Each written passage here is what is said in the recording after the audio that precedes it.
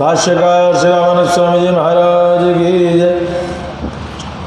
श्रीमान बालक स्वामी जी महाराज की जय।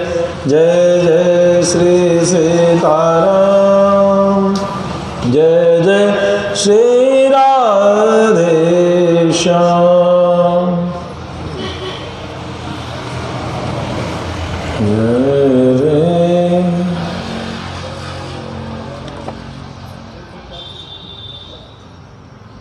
प्रेम से भक्तवत्सल भगवान की।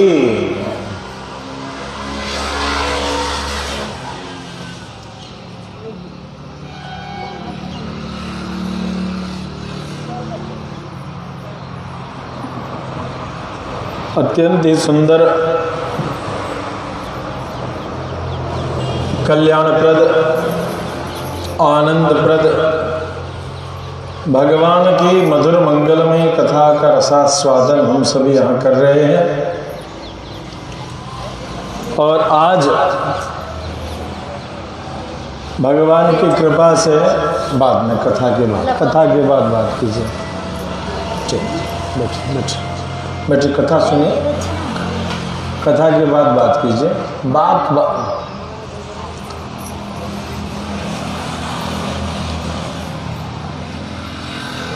भगवान की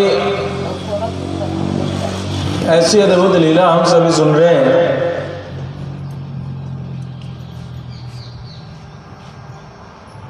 कि भगवान ने शूर्पणखा को यह जाना कि यह वध करने योग्य है, लेकिन फिर भी उसका नाक कान कटवा करके विदा किया। लेकिन यह शूर्पणखा क्या, यह तो बिच्छी के तरीके से डंक मारती। खरदूषण को उसने भी पहली बार 14 राक्षसों को भेजा, लेकिन फिर भी बात नहीं माना। जब बात नहीं बनी तो फिर 14,000 को भेजा और खुर खरदूषण त्रिशिरा जो है वो मारा गया। आश्चर्य की बात है कि जब यह सूचना अकंपन को प्राप्त होती है तो अकंपन ने जाकर के यह सूचना दिया है कहाँ, लंका में। और मारीच ने बहुत समझाया है। कल हम लोगों ने यहाँ तक की कथा को सुना कि मारीच कहते हैं कि हे लंकेश आप प्रसन्न होइए और मेरी बात प्रसन्नता के साथ मानिए, लौट जाइए, लंका में चले जाइए, आनंद के साथ रहिए। आप लंका में अपनी जितनी सुंदर सुंदर पत्नियां हैं उनके साथ असंख्य पत्नियों के साथ भोग कीजिए। और दंडकारण्य में कुछ ही समय बच गया है, राम को अपनी सीता के साथ घूम लेने दीजिए।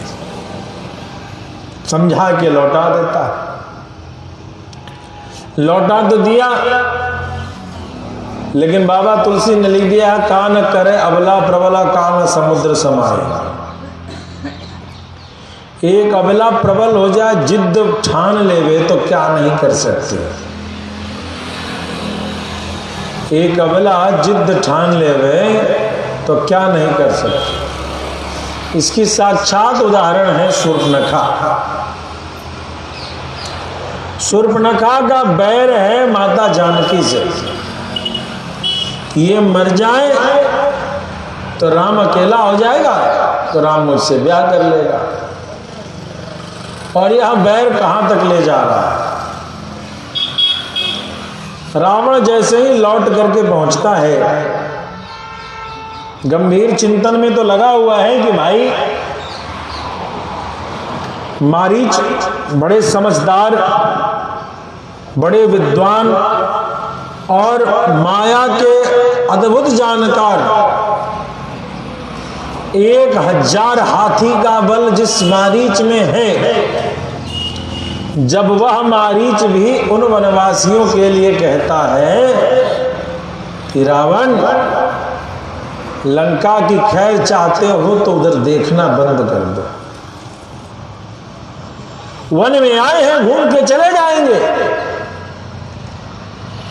उनको छेड़ो मत, बब्बर शेर हैं वो और शोर है, उन्हें जगाओ मत।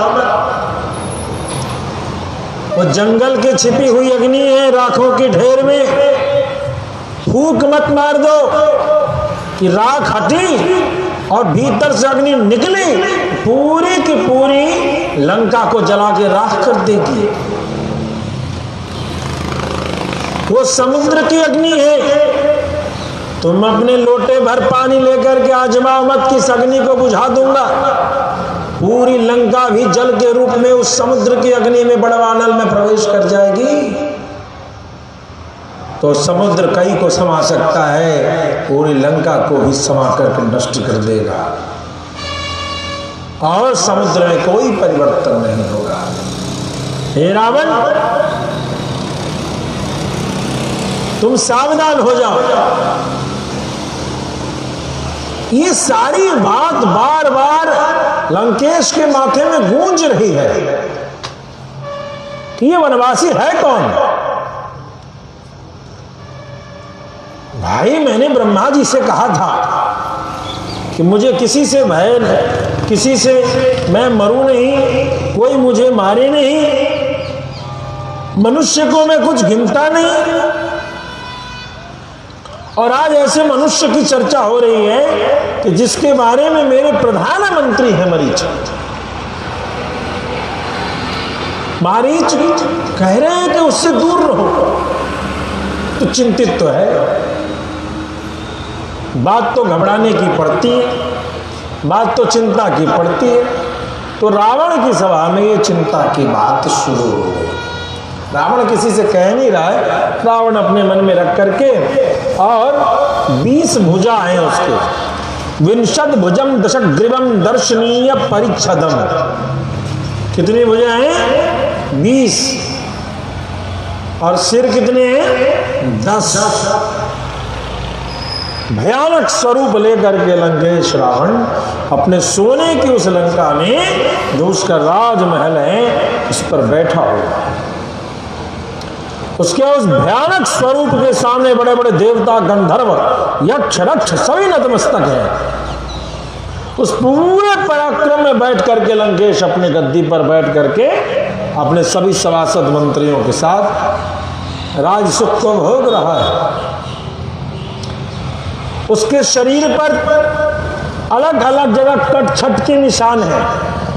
युद्ध के समय देवताओं के द्वारा चलाए गए अमोघ तलवार, खड्ग, बाण, चक्र, ये सब जो उसके शरीर को स्पर्श करके गए थे, उसके कट के निशान हैं।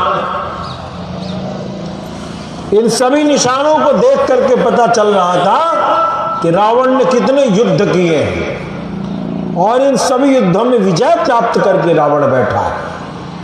युद्ध का दो ही परिणाम है, या तो वीर गति और या तो फिर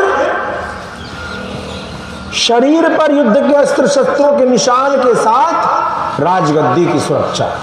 दो ही परिणाम है, तीसरा परिणाम है। तो जितने योद्धा हैं, उन योद्धाओं के शरीर चिकने नहीं होते हैं फेयर एंड हैंडसम से। फेयर एंड लवली और क्रीम के लायक योद्धा के शरीर नहीं रहते। उनके शरीर पर कई घावों के निशान रहते हैं, और वही बताता है कि कितना बड़ा योद्धा है। भाई, युद्ध होगा तो फूल से तो युद्ध होगा नहीं, लेकिन अनेक अस्त्र शस्त्रों के प्रहारों को स्वीकार किया हुआ, अंगीकार किया हुआ राक्षस राज रावण है। बड़ी वैभव के साथ बैठा हुआ है। यह ऐसा है कि यह आप समझिए कि अपने सामर्थ्य से बड़े बड़े पर्वतों को भी अपनी 20 भुजाओं से उखाड़ करके फेंकने की शक्ति रखता है। देवताओं को तो थप्पड़ दिखा करके बात करता है, पुनि पुनि सिंह नाद करि भारी, देई देवतन गारी पचारी। देवताओं को जो रेखार करके बात करता, चुप रहो, ऐसे करके बोलने वाला रावण। कहते उच्छिष्टारम च धर्माणम परदाराभिमर्शनम। यह रावण धर्म का तो सत्यानाश करता ही करता है, स्त्रियों का जो सतीत्व है, शील है, उसको भी भंग करने वाला यह दुष्ट रावण है। इन सभी दोषों से युक्त समस्त सात्विक यज्ञों को रोकने वाला, और इसने अपने बल से नागराज वासुकी को भी परास्त किया, तक्षक को परास्त करके उसकी पत्नी को भी हरण करने का साहस करने वाला रावण। अपने भाई यक्षराज कुबेर को युद्ध में हरा करके पुष्पक विमान को ले आने वाला रावण। इतना ही नहीं, एक विशाल वन के भीतर घनघोर जंगल में 10,000 वर्षों की कठोर तपस्या करके ब्रह्मा जी को पूरा स्वयं भुवे धीरा शिरांसी उपजहार है। यह 10 वर्षास्त्रानि तपस्तप्त्वा महावने। इसने स्वयंभू ब्रह्मा जी को अपने मस्तकों की बलि दी, और बलि दे करके इसने वरदान प्राप्त किया है। देव दानव गंधर्व पिशाच पत गोर गई ही अभयम यश संग्राम मृत्यु तो मानुषात्रते। अमरता का वरदान चाहिए, ब्रह्मा जी ने कहा, ये मैं कदाचित नहीं दे सकता, कदापि नहीं दे सकता, किसी को नहीं दे सकता। फिर तो कोई और मांगो, मृत्यु का तरीका मांगो। तो बोलता है कि देवता दानव गंधर्व पिशाच पक्षी सर्प, ये कोई भी मुझे संग्राम में विजय प्राप्त न कर सके। मनुष्य को मैं कुछ नहीं मानता, मनुष्य की तो राधे राधे, जब मैं जो जैसा चाहूं वैसा करूं। वही रावण यहां पहुंचा, ब्राह्मणों की हत्या करता, दूसरे दूसरे क्रूर कर्म करता। इन सभी अनेकानेक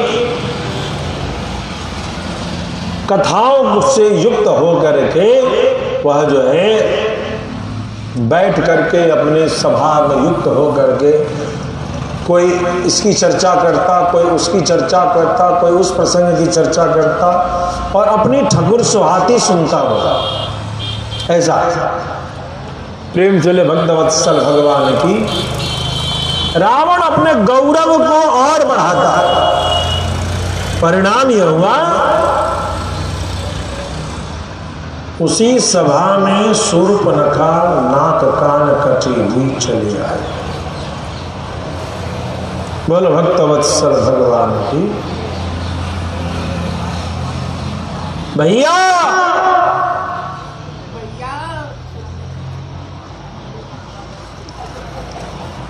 ओ भैया, रावण कहता, अरे बहन तुझे क्या हो गया? हो गया क्या तुझे? तेरा ये हाल किसने कहा? हे राजा, तू हमारा राजा है, लेकिन जैसा मैं देख रही हूं राजा के गुण और कर्म अब तुझ में दिखाई नहीं दे रहे हैं। हे लंकेश, तू राजा भी है और मेरा भाई भी है।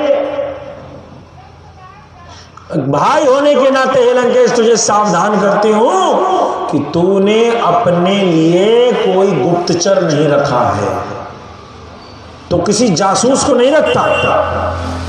तो बस तुम ये कर लेना, तू ये कर लेना, तू ये कर लेना, तू ये कर लेना, और तू सोचता है कि तुम्हारे डरे सभी अपना अपना काम करेंगे, और तुझे किसी का रिपोर्ट लेने के लिए विशेष जासूस तूने नहीं रख रखा। और इस कारण से तेरी राज सत्ता, तेरा राजमद अब तुरंत चूर होने वाले। जो राजा समय समय पर अपने कर्मों को नहीं देखता रहता, उस राजा की राज की सुरक्षा बहुत गंभीर है, नहीं हो सकती। अपने क्षेत्र की, अपने अधिकार क्षेत्र में दूसरों का प्रवेश और धीरे धीरे उसमें शत्रुओं के वर्चस्व को जानने के बाद भी जो राजा बैठ करके राजरंग में डूबा रहे, उस राजा का एक दिन ऐसा नहीं कि उसका राजमहल तक ध्वस्त हो जाए। बहुत गजब की बात कहती है शूर्पणखा, और यह सभी को ध्यान देना चाहिए। शुष्क काष्ठैर भवेत कार्यम लोष्ठैरपि च पांशुभिः न तु स्थानात् परिभ्रष्टैः कार्यम स्याद् वसुधाधिपैः। लोगों को ये जो प्रजा है, सूखे काठ, लकड़ी, मिट्टी के ढेला और धूल से, लोष्ठैरपि च पांशुभिः, और धूल बालू से भी मतलब होता है। आप देखिएगा, बच्चे तो नहीं, लेकिन जो बैठी माता जी बैठी, जो गृहस्थ होते हैं, कोई पेड़ आम का, शीशम का सूख जाता है तो उस लकड़ी को सुखा के, काट के अपने घर बुला लेते हैं। रखते हैं कि नहीं सूखी लकड़ी को आप लोग घर में? खेत में कोई पेड़ सूख जाता है तो लकड़ी को काट के ले आते हैं या वहीं से बेच देते हैं। तो सूखी लकड़ी भी ले आई जाती है। मिट्टी का ढेला, घरों में मिट्टी का ढेला भी रहेगा, और घरों में धूल का भी काम होता है। क्या काम होता है? यदि बालू हो, राख हो, तो पीतल तांबे का बर्तन बहुत अच्छा साफ होता है। तो कहीं भी बालू यदि जमुना जी का, गंगा जी का दिखा, अरे रखो, इससे बर्तन बहुत अच्छा साफ होगा। इन चीजों की भी ये प्रजा बहुत सावधानी से उपयोग करती है। लेकिन हे राजन, न तो स्थानात् परिभ्रष्टैः, स्थान से गिरे हुए राजा को ये जनता भूलने में देर नहीं करती है। अर्थात तुम्हें अपने पद की रक्षा करनी चाहिए, अपनी प्रतिष्ठा की रक्षा करनी चाहिए। यदि प्रतिष्ठा चली जाएगी, पद चली जाएगी, सम्मान चला जाएगा, तो समाज का वही आदमी जो तुमसे बहुत प्रेम करता था वो नहीं करेगा। Let never your values get destroyed. अपनी स्वाभिमान के साथ समझौता मत कीजिए। अपनी गरिमा, अपनी मर्यादा का नाश मत कीजिए, मर्यादा की रक्षा कीजिए। काजल की कोठरी में कैसो ही सयान हो जाए, एक लिख काजल की लागी है पे लागी है। कितना भी सुंदर आप हो, कितने भी ज्ञानी हो, लेकिन एक ऐसा घर जिसमें काजल चारों ओर से लगा हो, यदि आप कितना भी संभल के जाएंगे तो पता नहीं चलता काजल काली कहाँ से लग गया। ये जब पहले लकड़ी के चूल्हे में जो बर्तन जो डाले जाते हैं, भोजन बनता है, तो बहुत वो नीचे मिट्टी लगा देते हैं बर्तनों के। नए लोग सीधे लकड़ी पे रख देते हैं, लेकिन पुराने लोग पहले से मिट्टी लगाते थे, चिकनी मिट्टी। बर्तनों में चिकनी मिट्टी नीचे से लगाया, तब उसको चूल्हे पे चढ़ाया, तो वो बर्तन भी खराब नहीं होता था। और जब सफाई हुई तो वो लकड़ी, वो जो मिट्टी का लेप है वो धुल जाता था। अब की बहू बेटियों को, जो दिल्ली वाली को कहिएगा तो सीधे बर्तन को धर देंगे लकड़ी पे, और बाद में कहेंगे मम्मी जी ये बर्तन कैसे तो फूट गया, ये तो धुलता ही नहीं है। जबकि मिट्टी वाला लेप के बाद वो बर्तन खराब नहीं, वैसे ही नए के तरह चमकते रहे, वो तो मिट्टी जल रही है। तो बड़ी सावधानी से उन चूल्हा लकड़ी को करते समय देवियां बहुत संभल के छूती हैं बर्तन, लेकिन फिर भी पता नहीं काली कहाँ से, कभी साड़ी में, कभी किधर, कभी किधर लगी जाता था। तो काजल की कोठरी में कैसे भी करोगे, कुछ ना कुछ संभल के, कुछ ना कुछ लग ही जाता है। मर्यादा का त्याग मत कीजिए, स्वाभिमान का त्याग मत कीजिए, प्रतिष्ठा की रक्षा कीजिए, धर्म की रक्षा कीजिए। भाई ऐसा नहीं है कि दुष्टों की सभा में अच्छी बात नहीं होती। इस दुनिया में चोर को भी पता है कि ईमानदारी घर में बहुत जरूरत है। जब चार चोर मिलकर के पॉकेटमारी करते हैं, पॉकेटमारी का धंधा होता है, आप पता चला आपने बहुत बड़ा माल निकाला और उस माल को निकाल करके आप एटीएम से जा रहे हैं, तो देखने वाले को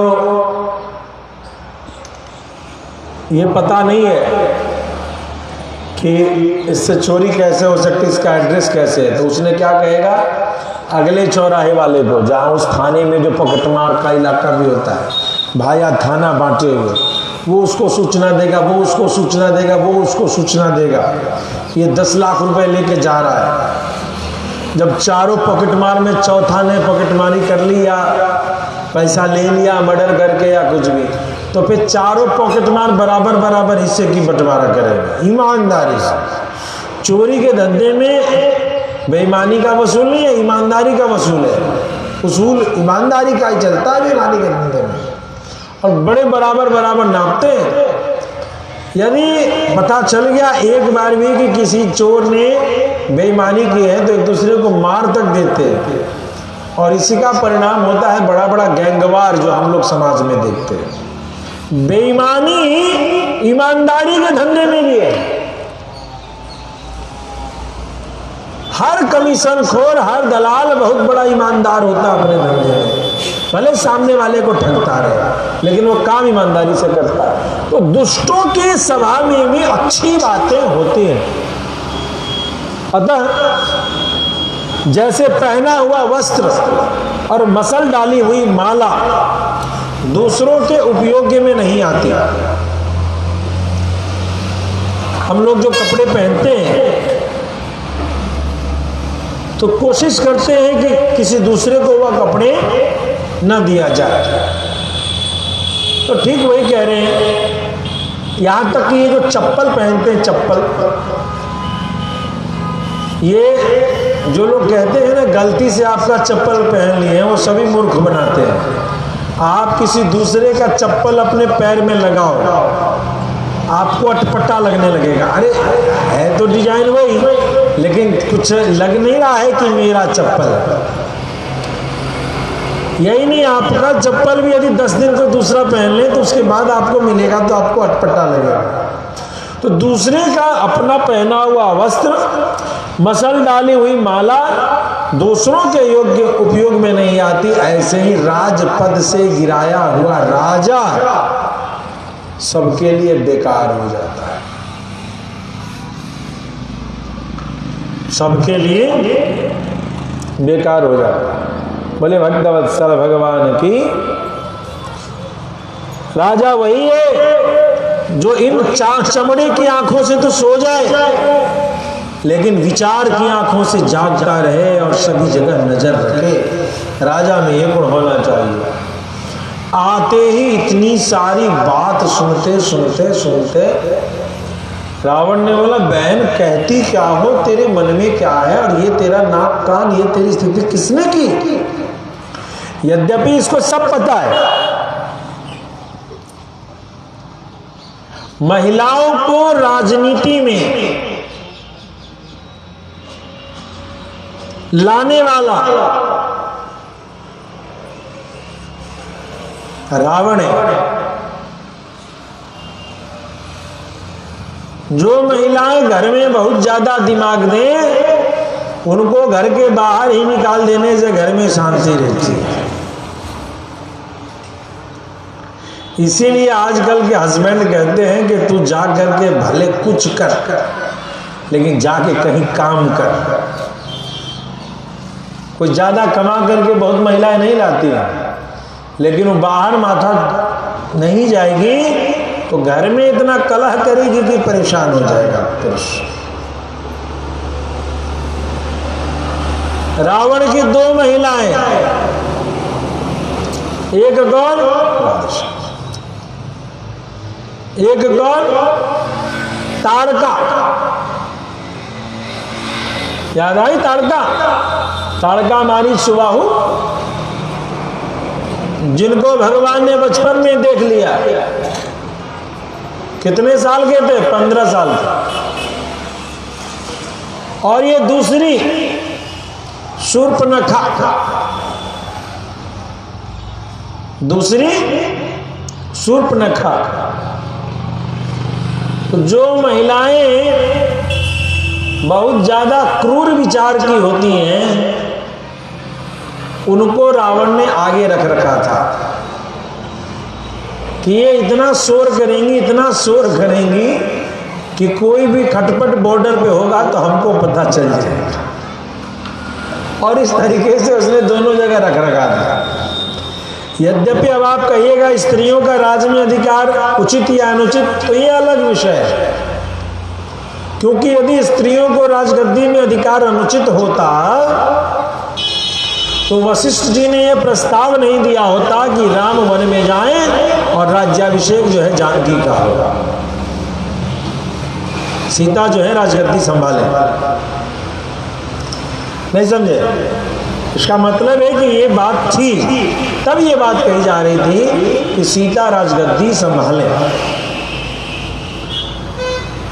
और इसी क्रम में हमारे इतिहास में बहुत सारी रानियां हुई जिन्होंने अपने राजपद की मर्यादा की रक्षा की है, समय पड़ने पर अस्त्र शस्त्र को धारण तक किया है। ये हमारी रानियां सिर्फ भोजन बनाने वाली नहीं होती थी, ये पहले के राजा दुनिया में जो सबसे सुंदर है सूरत से, उससे ब्याह नहीं करते थे। ब्याह भले सूरत से कर ले, लेकिन महारानी का पद सीरत वाली को मिलता था। ध्यान दीजिएगा, सूरत और सीरत है ना, सूरत सीरत दो कहते हैं, नहीं पता? यानी चाल चलन, ज्ञान, अनुभव जिसको ज्यादा रहता वही महारानी बनता था। आंख नाक मुंह से कोई महारानी नहीं बनने वाला था। आप जिन जानकी जी की कथा को सुन रहे हैं, ये जानकी जी सिर्फ फूल माला पहनने वाली जानकी जी नहीं थी। कुशा के बिछावन पर लेटने वाली बैठने वाली जानकी जी नहीं थी। कंदमूल फल को लेकर के अपने देवर अपने पति को भोगराग लगाने वाली मात्र जानकी जी का इतना ही कर्तव्य नहीं था, मात्र इतना ही कर्तव्य नहीं था। न रावण साधु था, न शूर्पणखा साधु थी, न कोई साधु थे, लेकिन जानकी जी को सामने ललकारने वाला और जानकी जी स्वरूप में प्रत्युत्तर देने के लिए प्रस्तुत नहीं हो रही थी, इसके पीछे कारण था। इस सरोवर में पहुंचते, इस पंचवटी में पहुंचते ही दो राक्षस आए थे। अद्भुत रामायण की कथा है, और खड़बड़ खड़बड़ खड़बड़ खड़बड़ मचा रहे थे।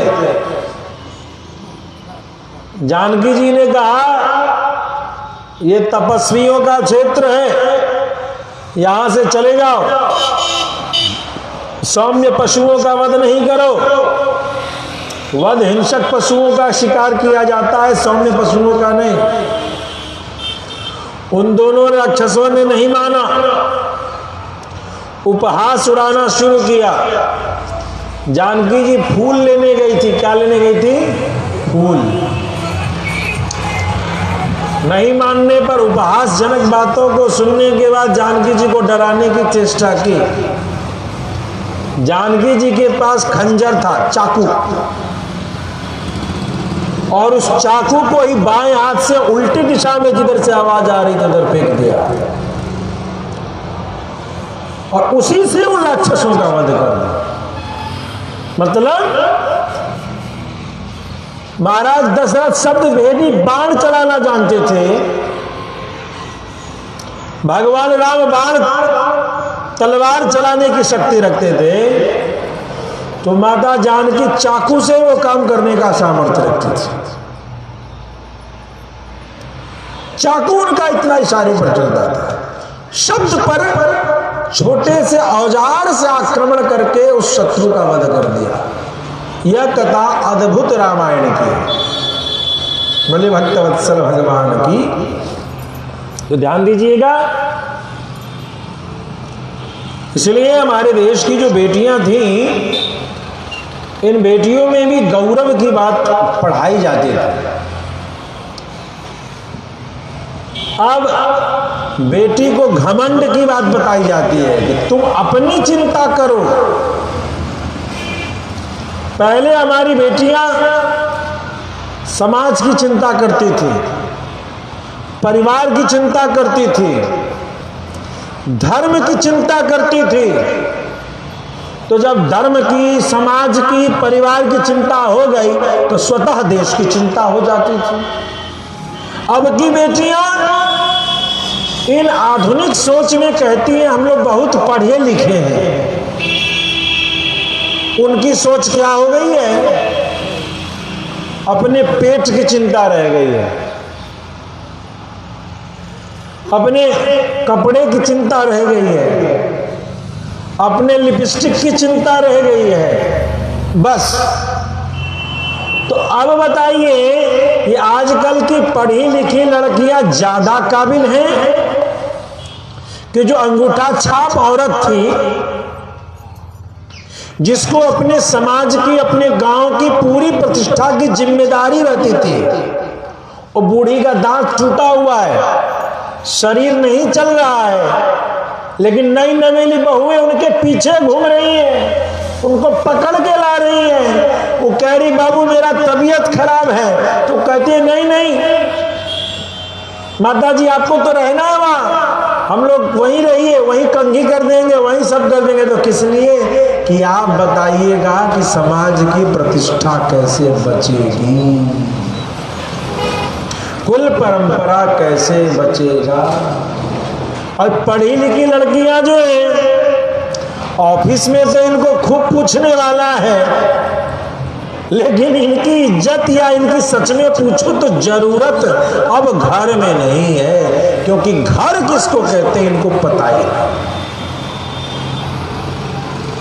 घर, जब घर नहीं बच रहा है, समाज नहीं बचेगा, समाज नहीं बचेगा, गांव नहीं बचेगा, गांव नहीं बचेगा, तो देश कैसे बचेगा। हमें अपनी प्रतिष्ठा की ही तो लड़ाई लड़नी पड़ती है जीवन भर, वरना पेट के लिए तो कुत्ता भी बहुत काम करता है। आप क्या कमाएंगे साहब? आपका वजन 50 किलो 60 किलो उठाने को कहेंगे तो कमर दर्द होने लगा। कमाता तो आपसे वीर जो है वो चींटी है। चींटी को देखिएगा अपने पेट की साइज से, अपनी साइज से बड़ा चीनी के ढेला को लेके चलता हुआ जाएगा। तो आपसे ज्यादा औकात में काम करता है चीनी को उठाने वाला चींटी।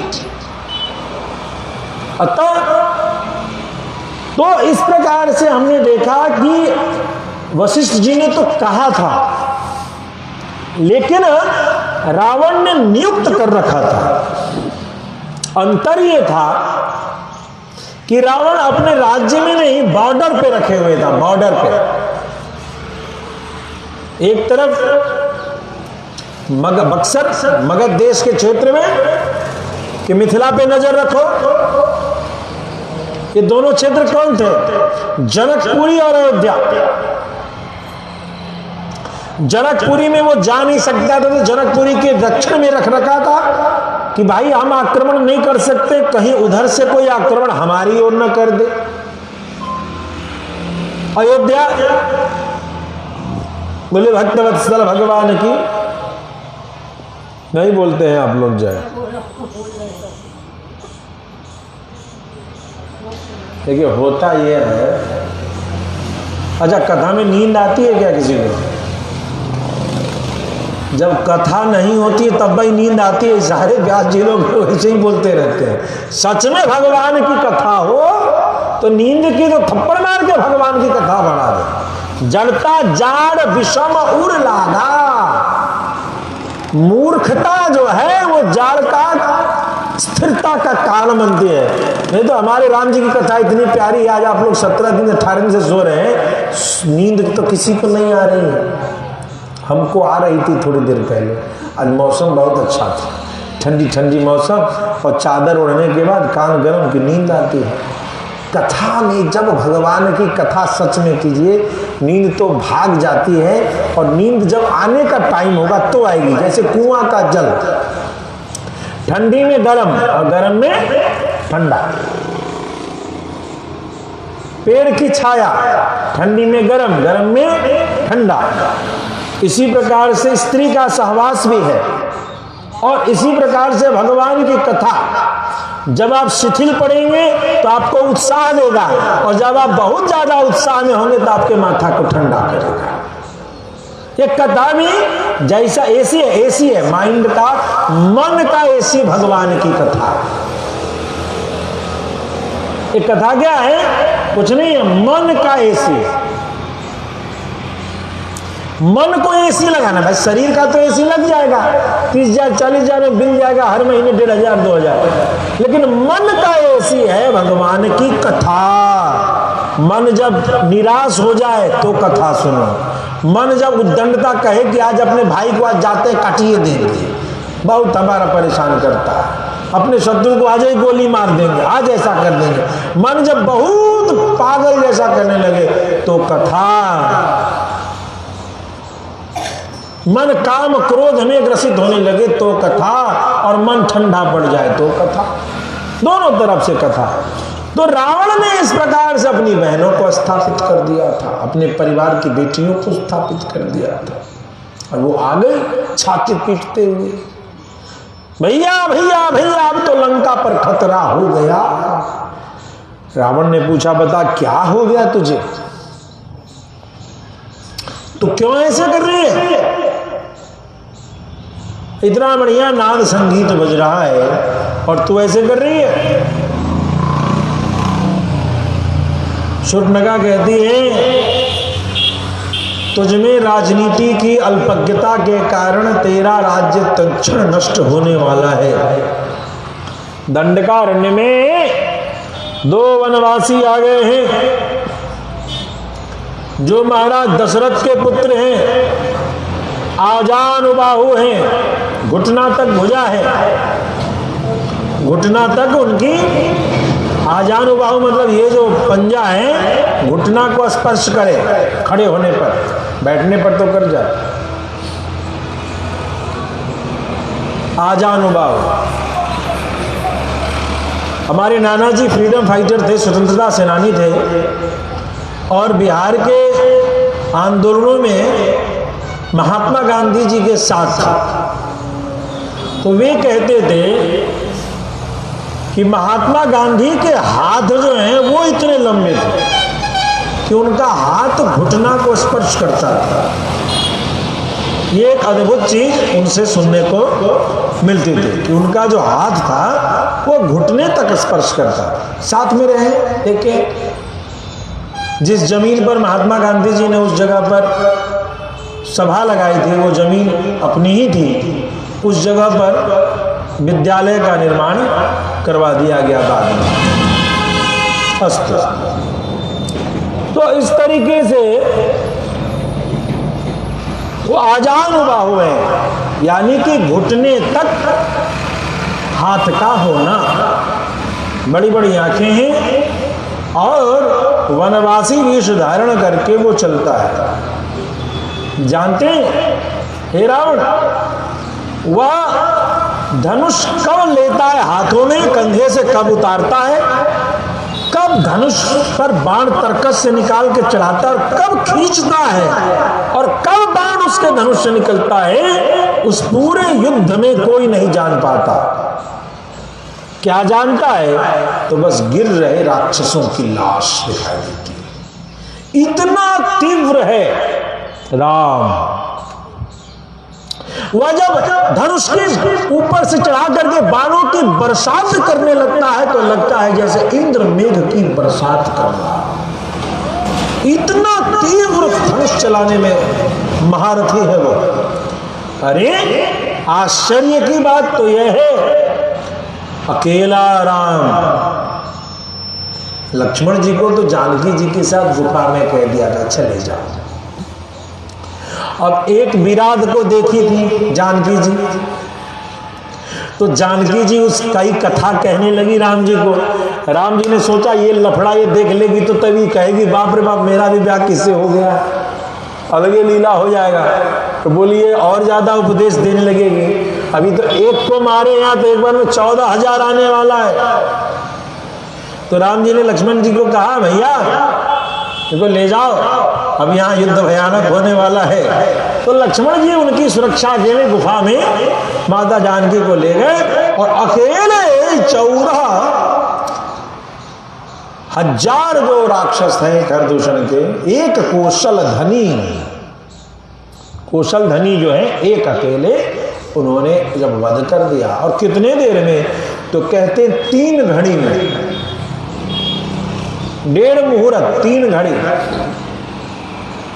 3 घड़ी में उन्होंने इतने का 14,000 का मर्डर कर दिया, हत्या कर दिया, वध कर दिया। उनको युद्ध में सम्रांगण में धूल चटा दिया। इस प्रकार की बात करते हो। प्रेम से भक्त वत्सल भगवान की।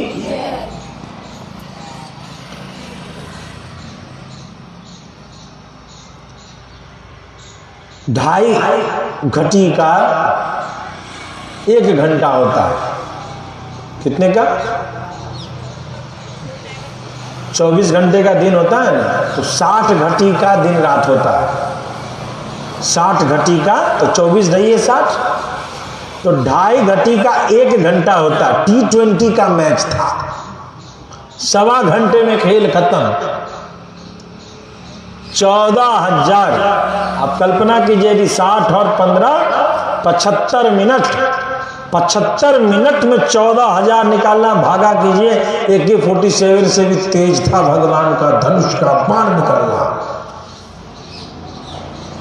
56 AK-56 जो है 1 मिनट में 56 निकलता है। 60 सट्टे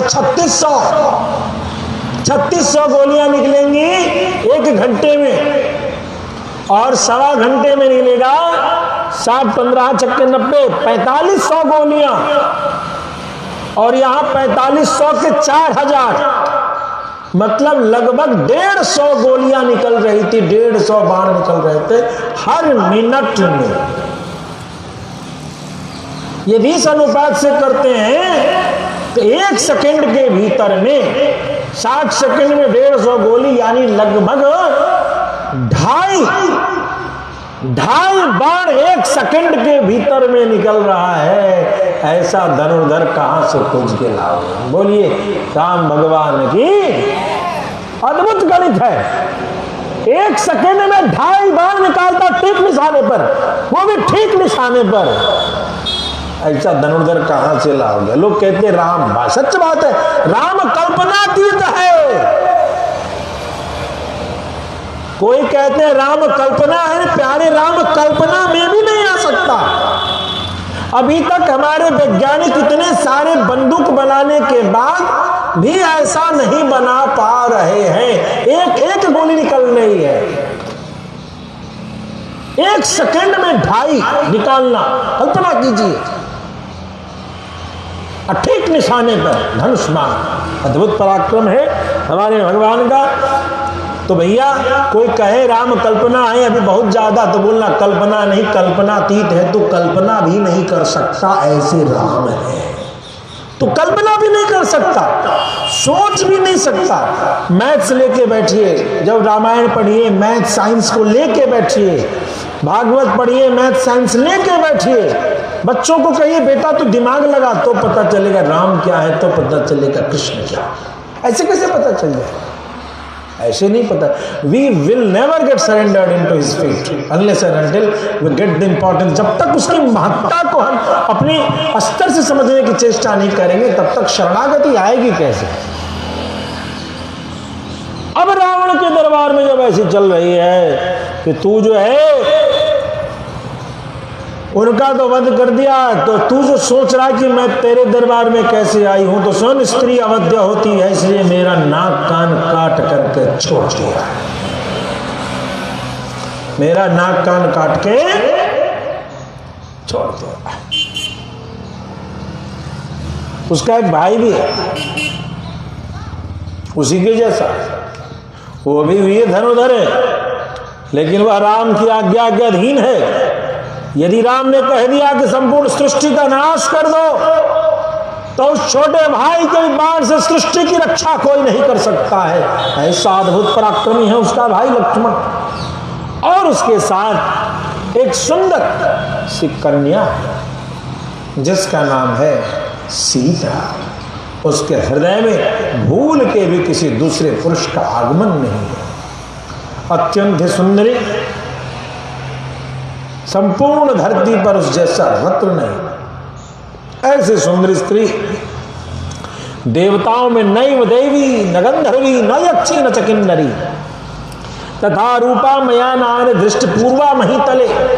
न उसके जैसी कोई देवता देवी, न कोई गंधर्वी, न कोई यक्षी, न कोई किन्नरी। हे लंकेश, मैंने आज तक उसके जैसा सुंदरी किसी को इस धरती पर नहीं देखा। सुनो, जिस राम ने मेरे साथ ऐसा किया, जिस राम ने खरदूषण का वध किया, उसको जीतने के लिए और अपनी उस सीता को अपनी पत्नी बनाने के लिए यहां बैठ करके राज रंग रस रंग में न डूबो, अपना दायां पैर आगे बढ़ाओ और वीर गति के लिए, वीरों की शोभा युद्ध के लिए प्रस्थान करो। ऐसा करके वो कहती है। बार बार सभा में ललकार रावण के मन में आ गया, क्या करना है। सभासदों से विचार किया कि भाई ऐसी ऐसी बात है, मारीच ने तो हमें मना किया है, और ये जो सामने शूर्पणखा भी बोल रही है वो भी ऐसी बात बोल रही है, अब क्या किया जाए। तो सब लोगों ने अपनी अपनी बात तर्क दिया। इन सारे तर्कों पर मंथन करते हुए वह अपने विमान पर बैठता है और विमान पर समुद्र किनारे होता हुआ मारीच के पास पहुंच जाता है। कहते इस बीच में एक विशाल बरगद के पेड़ की चर्चा है, जिस बरगद के पेड़ की 100 योजन तक उसकी डालियां फैली हुई हैं, और वहां से होता हुआ वह पहुंचता है मारीच के पास। मारीच फिर बोलता, अरे राजन, बहुत जल्दी आना हुआ, कैसे, क्या बात है। मारीच, आप मुझसे श्रेष्ठ हैं, आपने मना किया तो मैं तो चला गया, लेकिन अब तो बहुत सारी बातें पता चल रही हैं। तो क्या, खरदूषण मेरे भाई हैं, उनका वध कर दिया है इन दोनों ने, 14,000 राक्षसों का वध कर दिया, हमारी बहन के नाक कान काट दिए गए, और इस तरीके की स्थिति हुई है। अब बोलिए अब क्या करना है। उन भाइयों को उनके बड़े जो राम हैं उनके पिता ने घर से निकाल करके जंगल में डाल दिया, और जंगल में रहते हुए इस प्रकार की अशांति कर रहे हैं, हमारे क्षेत्र में आकर के अशांति फैला रहे हैं। तो यह तो ठीक नहीं है, इसलिए हमें उनके प्रति कुछ न कुछ व्यवस्था करनी चाहिए। हे मारीच, एक युक्ति आई है मेरे पास, आप ऐसा करो कि आप सोने का मृग बन जाओ, आपके शरीर में सोने का रंग हो, चमड़े का, और उसमें चांदी के छाप, डिजाइन अलग अलग, और इस तरीके के मृग बनकर के आप जाओ। जब आप जाओगे तो आपकी सुंदरता को देख करके वो सीता आपके चमड़े की डिमांड करेगी, और जब वो सीता आपके चमड़े की डिमांड करेगी तो आप वहां से दूर जाना। आप के दूर जाते ही सीता के जो अपने पति को, सीता क्या करेंगी, अपने पति को आपके चमड़ा लाने के लिए भेजेगी। आपको ये करना कि दूर जाना और दूर जा करके हा लक्ष्मण, हा सीते, राम की आवाज में बोल लेना। जैसे ही आप राम की आवाज में बोलोगे, बस इसके बाद आप जहां चाहो वहां भाग जाना और यहां काम खत्म हो जाएगा। इस तरीके की बात करना। उधर तब तक लक्ष्मण को वो सीता भेजेगी और मैं सीता को अपहरण करके चल दूंगा। इस तरीके की बात मारीच सुन रहा है और मारीच गंभीर हो गया। रावण, भैया राजा हो ना, तुम्हारी राजनीति का एक बहुत बड़ा दोष है, तुमने कोई गुप्तचर नहीं रखा और जब तक गुप्तचर नहीं होगा राजा बहरा कहा जाता है। क्यों? राजा के सामने बोलने वाले जो लोग होते हैं वो तो हाँ जी बोलते हैं। राजा को गाली तो पीछे दिया जाता, सामने को देता। बोलो भक्त वत्सल भगवान की। अपमान में भी लाभ है। जब आप समाज के लिए कुछ करने चलोगे ना, ये समाज क्या है, ये जो अपने उदर पूर्ति भर के लिए सोचने वाले लोग हैं, ये दूसरे किसी को समाज के लिए करता हुआ देख करके भी पेच लगाने से बाज नहीं आते। नहीं समझे मेरी बात?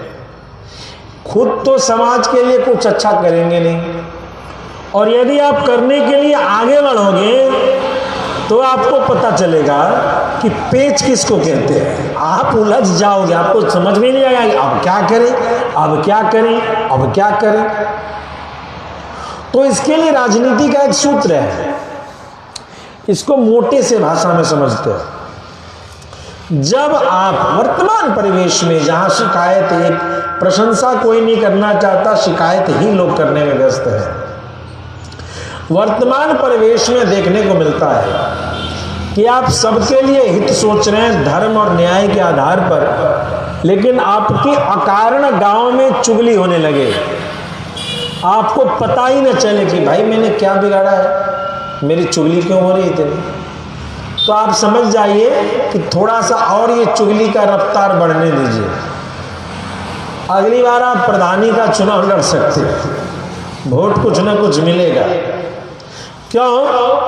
अच्छाई तो आपकी कोई बताएगा नहीं, कम से कम बुराई बता बता करके आपकी जानकारी तो घर घर पहुंचा देगा कोई। इस तरीके की बातों को कह, तो मतलब ये हुआ कि यह भी एक तरीका है अपनी बात पहुंचाने का। एक बचपन में एक हम लोगों ने एक कहानी पढ़ी थी, वो हल्की से विस्मृत हो रही है कि एक का मन था कि मुझे लोग जाने, तो उसने बहुत अच्छे अच्छे काम किए, लेकिन उसका नाम अखबार में नहीं निकले।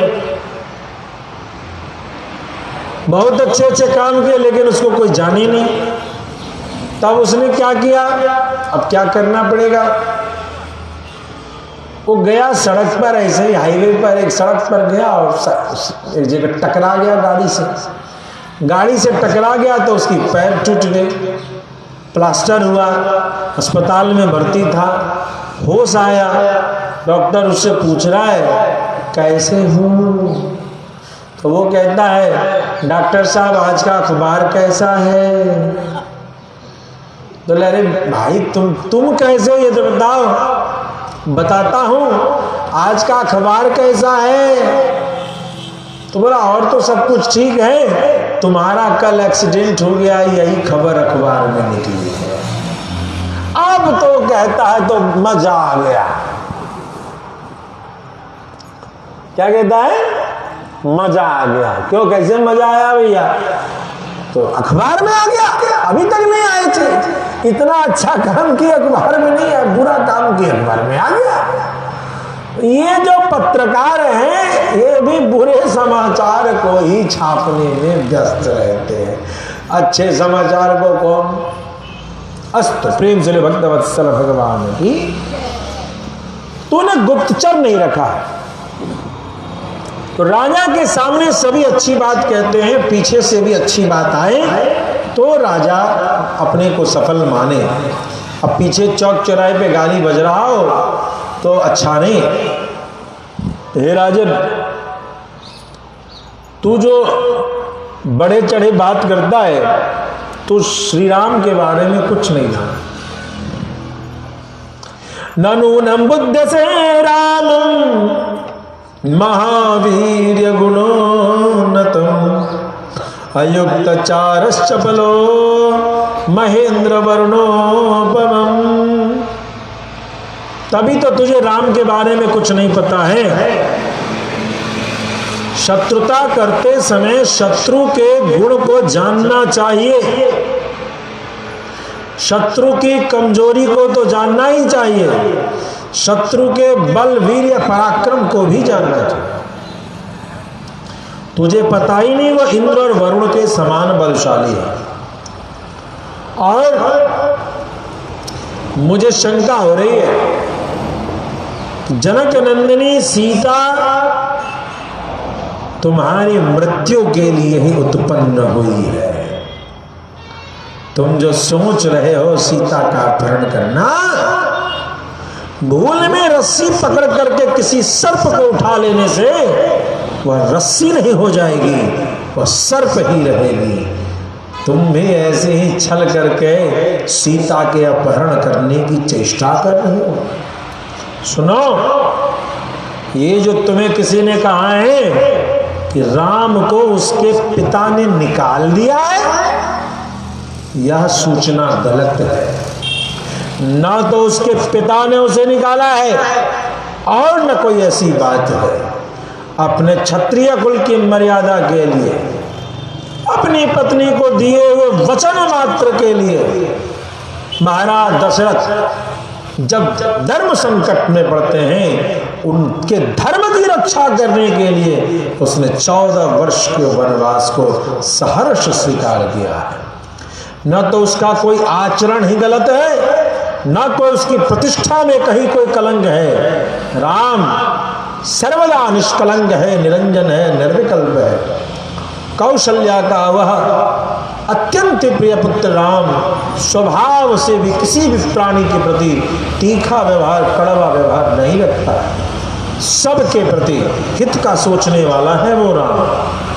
सुनो, श्री राम के बारे में ऐसी मूर्खतापूर्ण बातें तुमसे कौन कहता है। श्री राम के प्रति यह गलत सूचना दे करके अवश्यमेव वह देखने में प्रिय बोलने वाला तुम्हारी अप्रिय कामना को करता है। वह उसके हृदय में तुम्हारे लिए अप्रिय है। रामो विग्रहवान धर्मः साधु सत्य पराक्रमः राजा सर्वस्य लोकस्य देवानामिव वासवः। मारीच की कही हुई ये बातें कई जगह आप लिखे हुए देखिएगा। मारीच ने इस बात को जो कहा है, यह मंत्र कई जगह लिखा हुआ आपको दिखिएगा। क्या? रामो विग्रहवान धर्मः। राम क्या है? तो धर्म की मूर्ति है। इधर ही आ जाइए। राम क्या है? तो धर्म की मूर्ति है। अब किताब में जो लिखी बात है वो सामने खड़ा होना। होम साइंस का एक पेपर होता है, उसमें पूछा जाता है कि रोटी कैसे बनाए, तो उसमें कहता है आटा में इतना पानी मिलाइए, ऐसे ऐसे पीजिए, इतने ग्राम आटा को गोली बनाइए और उसको चकला पर बेलिए। पहला वाला हल्का सेकिए, दूसरा वाला थोड़ा उसे गहरा सेकिए और तीसरा वाला में तो पलटी में फूल ही जाएगा तावे पर। तो लिखने में तो लिखा गया, लेकिन तावा पर सेकने में जो सही में आने में क्या, हाथ जलता है, हाथ पकता है। नहीं, कितना भी सिस्टम लगाओगे हाथ में थोड़ा सा आटा लगता है और पकता, आदि आदि बातें। तो कहानी की बात अलग है, धर्म की व्याख्या अलग है, लेकिन धर्म जब मूर्ति के रूप में खड़ा है वो कौन है? राम है। रामो विग्रहवान धर्म साधु सत्य पराक्रम। साधु है, सज्जन है राम, और पराक्रम में सत्य है। न उसका क्रोध व्यर्थ जाता है, न उसकी हर्ष व्यर्थ जाती है।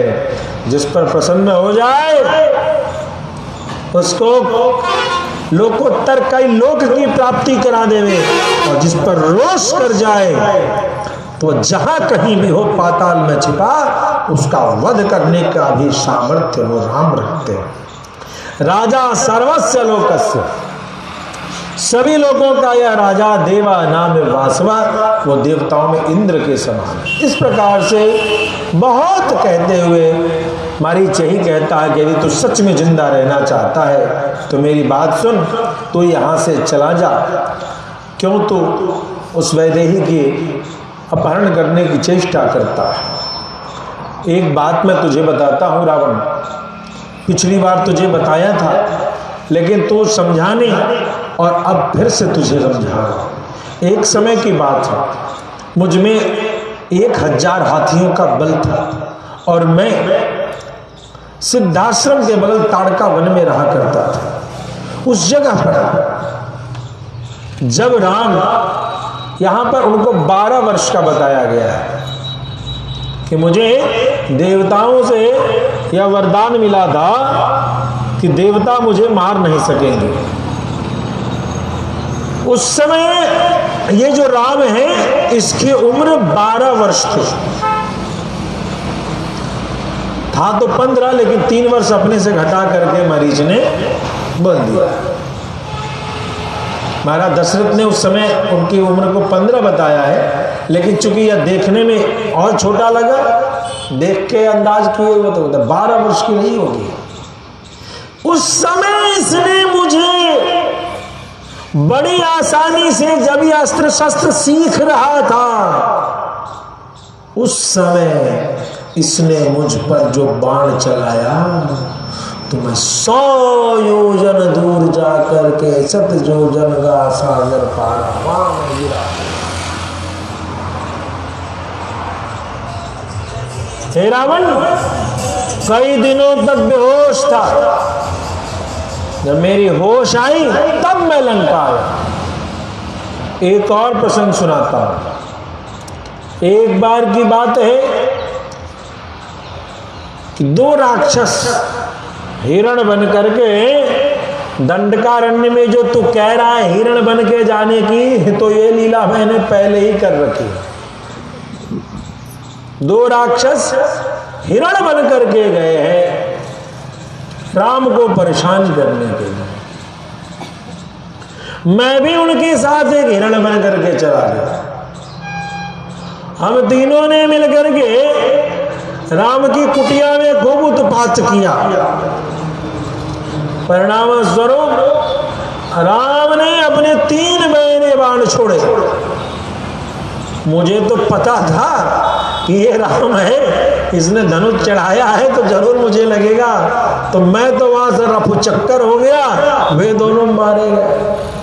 तो भैया ये हिरण बनने वाली लीला तो मैंने पहले भी कर ली, और मुझे इतना दौड़ाया, इतना दौड़ाया, इतना दौड़ाया कि आज इस पेड़ पर जितने पत्ते दिखाई देते हैं,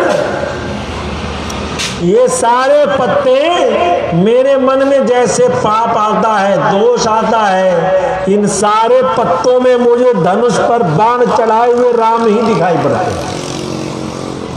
इसीलिए मैंने तब से सारी माया छोड़ करके राम भजो राम भजो राम भजो बाबरे, मैं बस यही कर रहा हूं। मैं दूसरा कोई काम नहीं कर सकता। मुझे सारे पत्ते लगते हैं, जैसे मेरे मन में कुछ आता लगता है मारू मारू तुझे, मारू तुझे, और मैं भागना शुरू करता हूं। मैं इसीलिए राम के विरोध में कुछ नहीं सोच सकता, इतना भयभीत हूं। रकारादीनि नामानि रामत्रस्तस्य रावण रत्नानि जरथा चैव वित्रा समझनियंति में। अरे रावण, मैं राम से इतना भयभीत हो गया हूं कि रो पड़ते ही मेरा थर थर कलेजा बीपी हाई हो जाता है। रत्न, रथ, ये रकार आदि जितने नाम हैं मैं जानता हूं, इसीलिए मैं थर थर कांपता हूं। मैं तुमसे निवेदन कर रहा हूं, इन बातों में मत पड़ो, चले जाओ यहां से। प्रेम से भक्तवत्सल भगवान की परिणाम स्वरूप ऐसा होता है कि रावण तब डांट के फटकार करके कि मैं राजा हूं, मैं तेरा वध कर दूंगा, जैसा कहता हूं वैसा कर, मुझे तुमसे ज्ञान नहीं चाहिए बिना पूछे हुए, इस तरीके से फटकारता है। कहता है मात्र तुझे इतना ही करना है, राम को कुटिया से बाहर निकाल हिरण बन करके, और बाहर निकालने के पश्चात तू बस हा लक्ष्मण हा सीते राम की बोली में बोल देना, और इसके पश्चात तू वहां से भाग जाना। इतना सा काम करके प्रलोभन कितना है पता है? राज्यस्यार्धम प्रदास्यामि मारीच तव सुब्रत, आधा राज्य तुझे लंका का मैं दे दूंगा। मारीच कहता है राज्य बचेगा तब न दोगे रावण। 2 बार तो राम जी ने छोड़ दिया है। प्रेम से भक्तवत्सल भगवान की ध्यान आ रहा है? वर्तमान राजनीति इसी पर चलती है, 1-2 बार छोड़ दिया जाता है। अभी हमारे एक फ्लाइट ऑफिसर जो है गलती से हवाई जहाज चली गई थी, आज 3 साल हो गया उस घटना को, नाम भूल रहा हूं, तो उनके बुलाने के लिए मोदी जी बार बार चिट्ठी लिख रहे थे कि भाई गलती से चला गया उसको आने दीजिए, गलती से चला गया उसको आने दीजिए, और पाकिस्तान कहे कि इसको फांसी लगा दे। तो सूचना गई अमेरिका के पास। लास्ट में अमेरिका ने कहा कि 24 घंटे में छोड़ दो, और नहीं तो उधर से वो पानी का जहाज तैयार है, नेवी, तुम पर आक्रमण करने के लिए। और अरब सागर में हलचल मच चुकी थी, सारी हमारी जल सेना तैयार हो चुकी थी आक्रमण करने के लिए, एक सिपाही को बचा दिया और छोड़ना पड़ा था। ये 3 साल पहले के अखबार में, उस ऑफिसर का नाम भूल रहा हूँ। तो ऐसे करके बात होती है, हाथ जोड़ना चाहिए, लेकिन जोड़ने के पीछे ध्यान रखना चाहिए कि शत्रु को ये समझ में आ जाए कि विनय न मानत जल जड़ गए 3 दिन बीत, बोले रघुपति सकोप बस, भय बिनु हो ही ना प्रीत। ये मंत्रवा सब अब काम आ रहा है, इसीलिए राम मंदिर बन रहा है और बहुत कुछ होगा।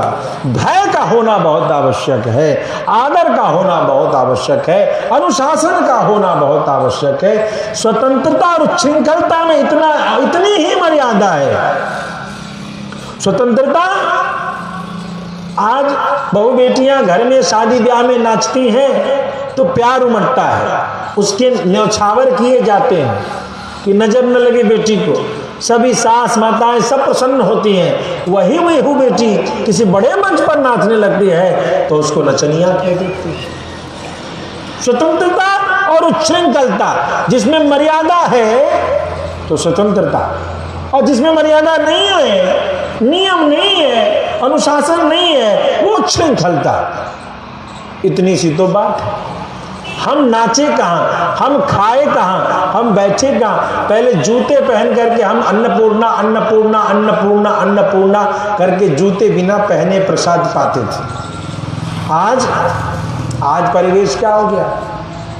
किया सत्यनारायण भगवान का कथा है और उसकी प्रसाद बैठ रही है, टेबल कुर्सी लग गया, हम सब लोग टेबल कुर्सी पर बैठ के मजे से पैरों में जूते चप्पल पहन करके, परोसने वाले ने चमड़े का बेल्ट पहना है और वो परोस रहा है। कह दोगे तो फूफा जी मुंह फुला के चल देंगे, फूफा जी आए मुंह फुला के चल देंगे, मौसा जी आए मुंह फुला के चल देंगे। राम का मुंह फूले तो फूले, हमारे धर्म का सत्यानाश हो तो हो, फूफा जी का मुंह नहीं खोलना चाहिए। और फूफा जी भी ऐसे पंचर टायर कि वो पहन के आएंगे चमड़े का बेल्ट। मेरी तो चलती है मेरे ससुराल में। अरे चलती है तो कुछ अच्छे करो, बुरा क्यों करते हो भाई? धर्म में रहो। तुम्हारी ससुराल में चलती है लेकिन धर्म में तो चलना चाहिए। अतः मर्यादा ही उच्छृंखलता, मर्यादा से विहीन और मर्यादा से युक्त स्वतंत्रता कहलाती है। इसको ध्यान रखना चाहिए। मारीच को बहुत फटकारा, मारीच को जब डर दिखाया तो मारीच जो है समझ गया कि ये मानेगा नहीं। मारीच ने कई प्रकार समझाया लेकिन नहीं मानने पर मारीच ने कहा तो चलो लंकेश, जो तुम्हारी इच्छा है। भगवान को याद करके मारीच आगे बढ़ता है। मारीच एक हिरण बन गया, बढ़िया सुंदर रूप धारण कर लिया। सुंदर सोने सा रंग है और सोने सा रंग देख करके उसमें चांदी के अलग अलग डिजाइन है। अब पीले पर सफेद और चमचम चमचम मार रहा है। राम जी ने देखा, लखनलाल जी ने देखा। लखनलाल जी देख करके राम जी से चर्चा करते हैं, भैया ये अद्भुत मृग कैसे हमारे पास आता है? कभी उछल करके जाए और फिर थोड़ी देर के लिए दूर चली जाए, फिर थोड़ी देर में वो चला है। भगवान राम कहते हैं, भैया ये वन जो है मायावी राक्षसों का है। याद है तुम्हें? ये मायावी राक्षसों का है। ऐसे ही बहुत मोह है संसार में, इसमें नहीं पड़ना। लक्ष्मण भैया कहते हैं, भैया मुझे तो लगता है जैसे पिछली बार भी मारीच हिरण बन करके आया था, इस बार फिर वही हिरण बन करके आया है क्या? ये सारी शंकाएं हो रही हैं, सारी बातें हो रही हैं कि मारीच अपनी लीला कर रहा है। राम लक्ष्मण के बीच में चर्चा चल रही है कि मायावी है, मायावी है, सावधान रहना है, इनके चक्कर में नहीं पड़ना है। कि तब तक जानकी जी की दृष्टि उस पर पड़ जाती है। तुलसी जैसी भव्य तब्यता तैसी मिले सहाय, जो होना था वो हो करके रहेगा। जानकी जी ने उस हिरण को देखा। स्वामी, उस हिरण को देख रहे हैं आप? स्वामी ने कहा, हमारी माया ने बोल दिया है। हाँ देख तो रहा हूं। इस हिरण को देखिए ना, इसका चमड़ा बहुत प्रिय है। इसके चमड़े को लेंगे, बहुत सुंदर बनेगा। अरे ऐसे बहुत हिरण आएंगे। नहीं नहीं, ऐसा हिरण नहीं आएगा। कई बार देवियां जब बाजार में जाती हैं, कोई बढ़िया कपड़ा नजर में आ जाए, पति बेचारा अपना जेब देखता रहता है और पत्नी की नजर देखता रहता है। और पत्नी कहती है यही अच्छा है। पति बेचारा सोचता है अच्छा तो दुनिया में सब लगेगा, लेकिन अच्छा को तो अच्छा चाहिए ना। तो बेचारा का जो है वो कहता है, अरे तुमको समझ में नहीं है, ये काम है, वो काम है, वो काम है। और पत्नी कहती है, अरे ये फिर डिजाइन अच्छा। दुकानदार भी इतना दुष्ट है, वो कहता है ये सीजन ऑफर है, बस इतने दिन रहेगा। उससे पूछिए भैया ये डिजाइन रहेगा ना? अच्छा, औरतों में तो थोड़ा देर चल भी जाता। यदि बच्चे वाली बात है तो वो कहता हम गारंटी नहीं लेते हैं कि फिर आपको मिलेगा कि नहीं मिलेगा, अब ले आओ सियावर रामचंद्र। अब बच्चों ने कहा नहीं पापा ये वाला डिजाइन तो मैं लेके जाऊंगी। अब पापा को बेचारा आसमान में, खुला आसमान है, दिन का समय है, तारा दिख रहा है। बेटा लोगे तो ठीक है, बाद में ले लेना। दुकानदार बड़ी चुटकी से कहेगा, बड़ा आंख घुमा करके गर्दन को तोता जा घुमाते गए, नहीं बिकेगा तो मिल जाएगा आपको, आइए 5 दिन बाद आइए। अभी नहीं बिकेगा तो मिल जाएगा का क्या मतलब? एक ही डिजाइन एक कंपनी से निकला क्या? ऐसे बोलेगा कि बच्चा उलझ गया, पत्नी उलझ गई, बेचारा वो जो है अपने फटे हुए जेब को देख रहा है, करें तो क्या करें। अस्तु इस प्रकार से घर गृहस्थी चलती है। और यही गृहस्थी जो है जंगल में हो गई। ये हिरण को देख करके माता जानकी ने कहा, यही मुझे चाहिए सियावर रामचंद्र की। मर जाए या जिंदा, जिंदा होगा तो इसको यहीं पालेंगे, बड़ा करेंगे, बहुत प्यारा लग रहा है। और मर जाए इसका चमड़ा रख लेंगे। माता सीता के इस बात को लेकर के प्रभु श्री राम लक्ष्मण जी को कह करके समझा करके कि देख भाई स्थिति ठीक नहीं है, यह मुझे राक्षसी माया ही नजर आ रही है, फिर भी मुझे इसका वध करना चाहिए, क्योंकि राक्षसों को तो ऐसे भी मुझे वध करना है। समय पहले या क्रूर कर्मा मारीच ने वन में घूमते हुए कई राक्षसों का वध किया है, इसलिए अब इसका वध कर दूंगा। लक्ष्मण भैया को सब समझा करके भैया आगे चलते हैं।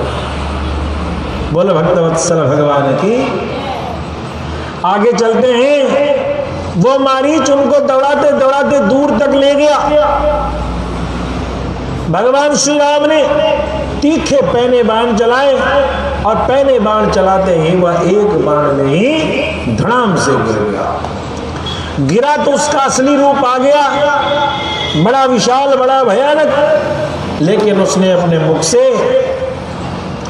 सदृशम राघवस्येव हा सीते लक्ष्मणे की च, हा सीता, हा लक्ष्मण, ऐसे करके मारीच ने राम जी की वाणी में ऐसी बात बोल दी, उनकी आवाज में ऐसी बात बोल दी। यह आवाज वन प्रदेश के वृक्षों को, शाखाओं को चीरते हुए जानकी जी के कर्ण विवर में प्रवेश कर जाती है, उनके कानों को स्पर्श करती है। लखन जी, यह आवाज सुना आपने? हा सीता, हा लक्ष्मण, अरे ये तो मेरे प्रभु श्री राम की आवाज है। मुझे बड़ा भय हो रहा है, लगता है राक्षसों से आक्रमण हो गया और आपके भैया का अहित हो गया है। माता, आप अभी हमारे प्रभु श्री राम को नहीं जानते। पन्नगासुर गंधर्व देवदानव रक्षसैहि अशक्तस्तव वैदेहि भर्ता जेतुम न संशयः।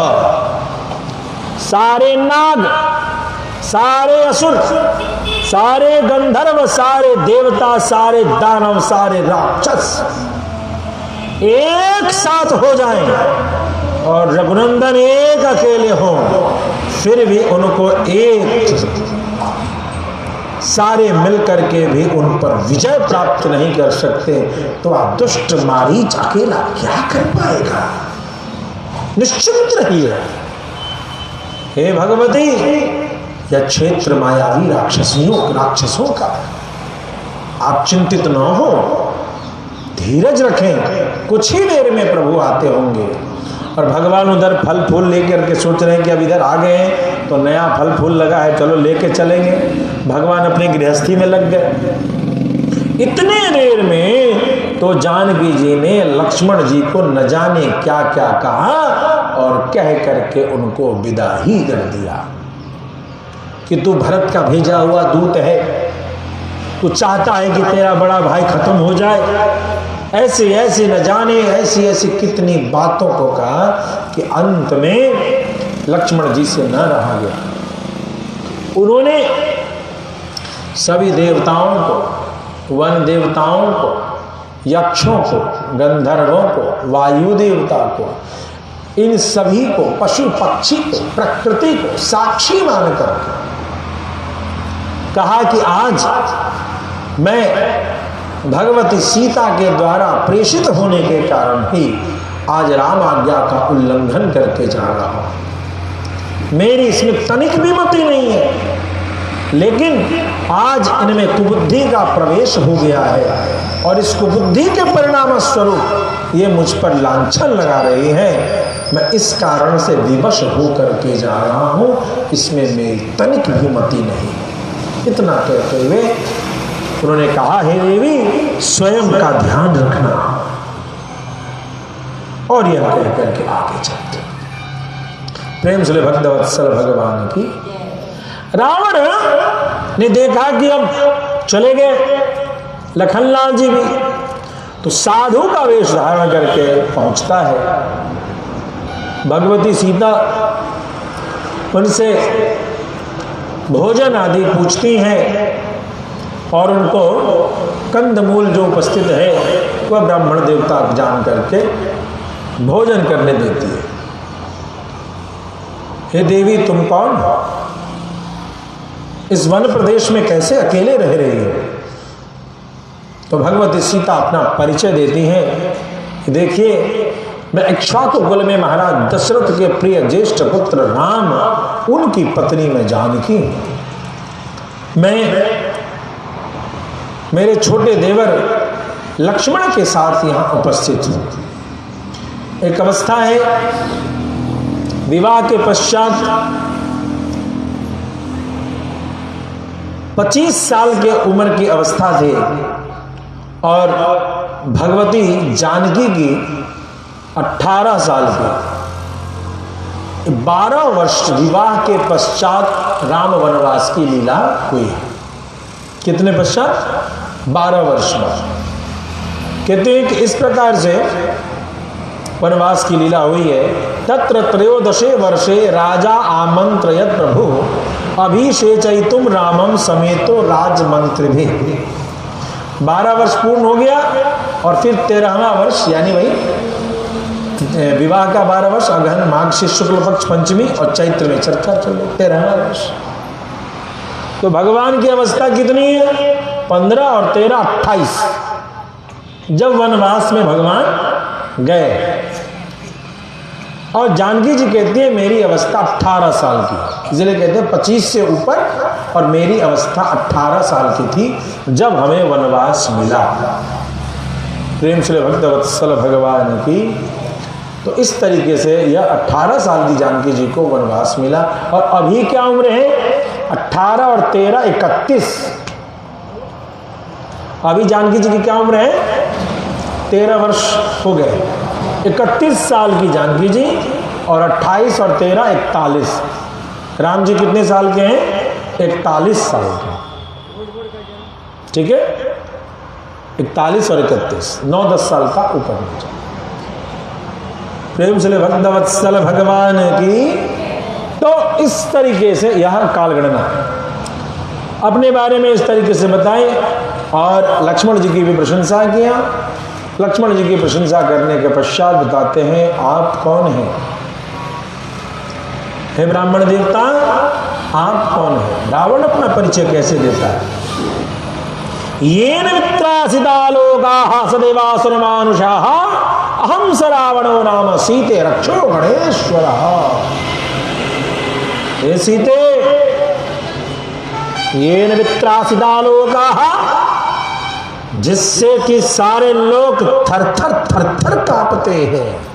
सदैव असुर मानुषाः, ये असुर, ये देवता, ये मनुष्य, ये सभी मुझसे डरते हैं। रक्षो गणेश्वर, मैं राक्षसों का गणाधिपति, मैं रावण हूं।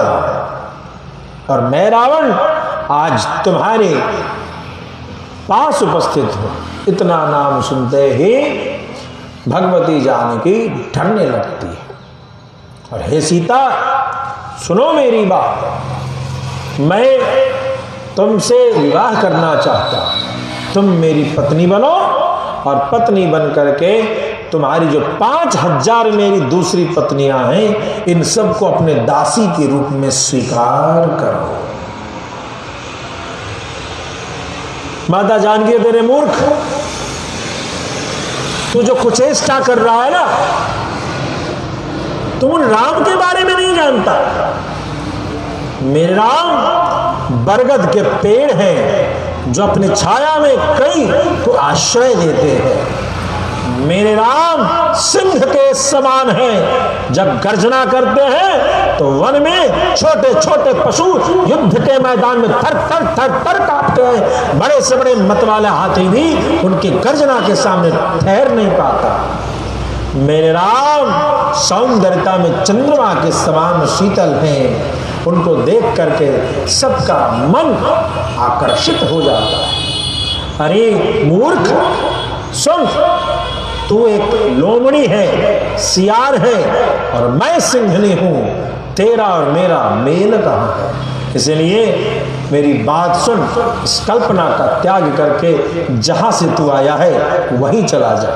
यदि तू ऐसा सोचता है कि तू राम की पत्नी मुझ जानकी के ऊपर को दृष्टि रख पाएगा, तो तू सच जान, तू अपने काल की बुलावा को दे रहा है। तेरा मृत्यु अवश्यमेव तय है। अरे सुन, तुझे लगता है बाणों पे चलने का अभ्यास है, इसलिए तुझे उस अमोघ बाण की शक्ति का तनिक भी संशय नहीं हो रहा कि वह तेरे प्राण तक हर लेंगे। मेरी बात सुन, जैसे सोना और सीसा में अंतर है, जैसे चंदन से युक्त जल और कीचड़ में अंतर है, जैसे हाथी और बिलार में अंतर है, वही अंतर मेरे प्रभु श्री राम और तुझ दुष्ट रावण में है। यह कल्पना छोड़ दे और यहां से चला जा। रावण अपनी महिमा को शेखी को बघाड़ता। तो नहीं जानती मुझे, तू जिस युद्ध की बात करती है मैंने उसमें कई को पराजित किया। मेरे आगे सारे देवता नतमस्तक हुए हैं। मेरे आगे मैं जहां जाता हूं वायु भी रुक जाती है। मैं जब जाता हूं अग्नि की ओर देखता हूं तो अग्नि अपनी तपिश का त्याग कर देती है। समुद्र में आ रही थपेड़ों की ओर हमने देख दिया और समुद्र अपनी लहरों की सीमा को रोक देता है। मैं वो रावण हूं जिसने अपने भाई यक्षराज कुबेर पर आधिपत्य करके उसके पुष्पक विमान को अपने आधिपत्य में स्थापित कर दिया। मुझ रावण से बैर करना, तू कल्पना छोड़ दे और मेरी बात मान, ससम्मान चल, सम्मान के साथ चल और सोने के उस लंका को भोग कर। इतना कहने के पश्चात माता जानकी बारंबार रावण को उसके प्रस्ताव के लिए तिरस्कृत करती हैं और रावण ने उनका बलात् अपहरण किया। अपने पुष्पक विमान पर जबरदस्ती करके घसीट करके उनको ले जाने की चेष्टा करते हैं। यहाँ कहते हैं कि इस तरीके से बहुत सुंदर विशेषण दिया है कि जैसे बुद्ध अपनी माता रोहिणी को पकड़ने का दुस्साहस कर ले। इस अलंकार को कहते हैं अभूतोपम अलंकार। अभूत, जो कभी घटना नहीं घटी, उस अलंकार का प्रयोग वाल्मीकि जी ने किया है। बुद्ध चंद्रमा का पुत्र है और चंद्रमा की पत्नी रोहिणी है जो अत्यंत ही सुंदरी है। और कहती है कि एक पुत्र जो है अपनी माता के अपहरण करने का जैसे चेष्टा कर रहा हो, वैसे ही रावण माता जानकी के अपहरण करने की चेष्टा कर रहा है। बारंबार वो अपने लक्ष्मण को पुकारती हैं और इस तरीके की चर्चा हो रही है। माता जानकी के प्रति रावण बड़ा ही क्रूर रूप से आगे बढ़ रहा है। तभी वहां पर गोदावरी नदी को प्रणाम करते हुए, वृक्षों को प्रणाम करते हुए, पर्वतों को प्रणाम करते हुए और सबसे पशु पक्षियों से सबको प्रणाम करके पुकारते हुए, क्रंदन चीत्कार करते हुए यही याचना करती हैं कि मेरे राम को बता देना कि मैं उनकी जानकी का अपहरण करके यह दुष्ट ले जा रहा है। तब तक जटायु पर नजर जाती है। जटायु जी ऊपर की ओर देख रहे हैं और जैसे ही माता जानकी की दृष्टि पड़ी, उन्होंने कहा, हे आर्य, हे जटायु, जरा मेरी ओर देखिए, यह दुष्ट रावण मेरा अपहरण किए जा रहा है। जटायु ने देखा और जटायु ने आगे बढ़ करके उनसे युद्ध किया और रावण को कहते हैं कि सुनो रावण, बोझ किसी पुरुष को उतना ही उठाना चाहिए कि उसके कमर में दर्द न हो जाए, वह शिथिल न पड़ जाए, वह गिर न जाए। भोजन उतना ही करना चाहिए जितना वो पचा सके। तू जिसे उठा करके आज जा रहा है ये तेरे बस की नहीं है, तेरा अवश्यमेव नाश हो जाएगा। इसलिए मैं बार बार कह रहा हूं, तो इस जानकी का त्याग कर, इसे बलात् इस प्रकार के ले जाने की चेष्टा न कर। जो कार्य करने से न तो धर्म होता है, न कीर्ति होती है, न अक्षय यश की प्राप्ति होती है, उल्टे शरीर को कष्ट हो जाए, उस कार्य का तत्क्षण त्याग कर देना चाहिए। ऐसा करने वाले को कोई विद्वान नहीं कहता, और साक्षात मूर्ख ही है। और तुझे इस कार्य से सर्वथा तेरा अहित ही उपस्थित होने वाला है। रावण रावण उनका अपहरण करता है, उनकी अवहेलना करता है। इस परिस्थिति में रे रे दुष्ट ठाड़ जनी हो ही करते हुए जटायु जी आगे बढ़ते हैं और रावण पर आक्रमण करते हैं। यद्यपि उनको पता है कि रावण बलशाली है, मेरी अवस्था 60,000 वर्ष की हो चुकी है, मैं क्या करूं। तो रावण जटायु से युद्ध करते हैं और जटायु के दोनों पंखों को काट देते हैं।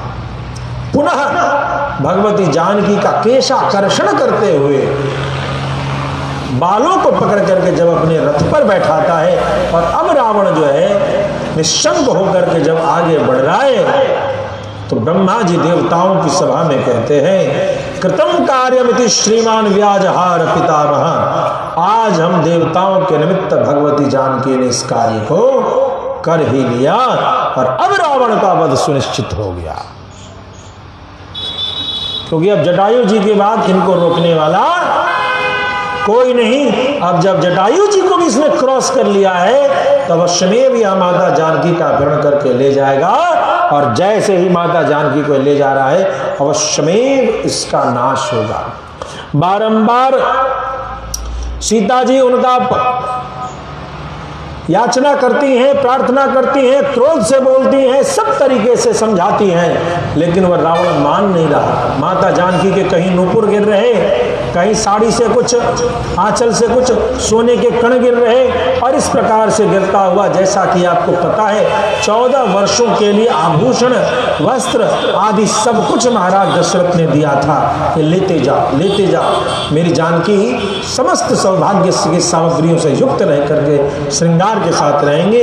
उन्हीं वस्त्रों के साथ गिरते हुए चली गई। इधर उन्होंने देखा, ऊपर से देख रही कि कोई है जो मेरी पुकार सुने। एक पर्वत के ऊपर, जो उस पर्वत का नाम था ऋष्यमूक पर्वत, उस ऋष्यमूक पर्वत के ऊपर 5 बंदरों को देख करके, ध्यान दीजिएगा, इसी 5 से कहावत है नीचे 5 ऊपर परमेश्वर। ये जो 5 थे ना, ये जो 5, यही 5 पंच कहलाए प्यारे, यही 5 पंच कहलाए। ये पंच नीचे बैठा था, ये पंच ईमानदार थे, क्योंकि इस पंच में ज्ञान नाम अग्रगण्य हनुमान है, तो अतुलित बलधाम हनुमान भी बैठे हुए थे। हनुमान दोनों है, शस्त्र और शास्त्र के अप्रतिम ज्ञाता हनुमान है, ज्ञान के भी उत्कट ज्ञाता हनुमान है और शास्त्र के भी उत्कट विद्वान हनुमान है। युद्ध कौशल में भी पारंगत हनुमान है और संगीत विशारद भी हनुमान है। ऐसे हनुमंतलाल जी के पास, सुग्रीव जी के पास, जामवान के पास, नलनील के पास, उसी जगह पर वह अपने रेशमी कपड़े में अपने कुछ आभूषणों को रखा और उन आभूषणों को लेकर के गिरा दिया। मन में यही भाव, नीचे 5 ऊपर परमेश्वर, पंच ही परमेश्वर की प्राप्ति कराएगा, इस भाव से वस्त्र गिरा। उस वस्त्र के गिरते ही सुग्रीव ने कहा, अरे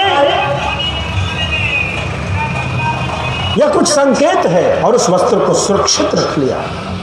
कहते हैं माता जानकी को वहां ले जाता है और उस जगह पर ले जाकर के सभी अंतःपुर का दर्शन कराता है, उन्हें अपनी पत्नी बनने का प्रस्ताव देता है। इधर 8 बड़े बड़े योद्धाओं को दंडकारण्य भेजता है कि जाओ वहां पर जाकर के रहो और देखते रहो कि वो वनवासी क्या कर रहे हैं। इधर 32 करोड़ राक्षस हैं, इन सब की बातों को वो सुना करके जानकी जी को डरा रहा है कि मेरी बात मानो नहीं तो तुम मर जाओगे। माता जानकी रावण की ओर देखती भी नहीं है, एक तिनके को आधार मान करके बात कर रही हैं और इन सभी बातों को आधार मान करके बार बार कहती हैं कि सुनो, मेरे एक ही राम हैं और ये सत्य जानो, जिस दिन उन्हें पता चल गया कि मैं यहाँ तेरे यहाँ हूँ, सत्य जानो, इस बीच में जितने भी बंधन होंगे उन सबको मुक्त करके मेरे राम यहाँ आएंगे और तेरा समूल नाश करके ले जाएंगे। इतना अद्भुत विश्वास है। यदि पश्चेत सरामस्ताम रोष दिक्तेन चक्षुषा रक्षस्तमद्दृण मनमथा, जैसे कामदेव को महादेव रुद्र ने नष्ट किया था, जिस दिन में राम की दृष्टि रावण तुझ पर पड़ गई, उसी दिन तुझे भस्मीभूत कर देंगे, उसी दिन तेरे सामने तेरे राखों का ढेर खड़ा होगा। वो रावण कहता, सुनो 12 महीने का समय देता हूं, सुनो मैथिली मत वाक्यम मासान द्वादश भामिनी। ध्यान देंगे, माता जानकी 12 वर्षों तक कैद में रही है। कितने? 12 महीने तक। कितने? 12 महीने तक, ये 1 वर्ष लगभग उनका अशोक वाटिका में गुजरा है। मासाम द्वादश भामिनी काले नाने नाभ्येशी यदि माम चारुहासिनी, यदि तो 1 साल पूर्ण होने के पश्चात यदि तू परिवर्तन करके मुझे स्वीकार नहीं करेगी तो सज्जान अगला जो सवेरा होगा तुझे ये राक्षस टुकड़े टुकड़े काट के तेरा ब्रेकफास्ट कर जाएगा, कलेवा कर जाएगा। इतना भयभीत। ब्रह्मा जी ने देखा कि यदि सीता भोजन पानी नहीं करेंगी, उपवास करेंगी, अनशन करेंगी, राम के विरह में इनका शरीर अस्वस्थ हो जाएगा और निर्बल होकर के विरह में यदि सीता ने शरीर का त्याग कर दिया तो राम नहीं आएंगे।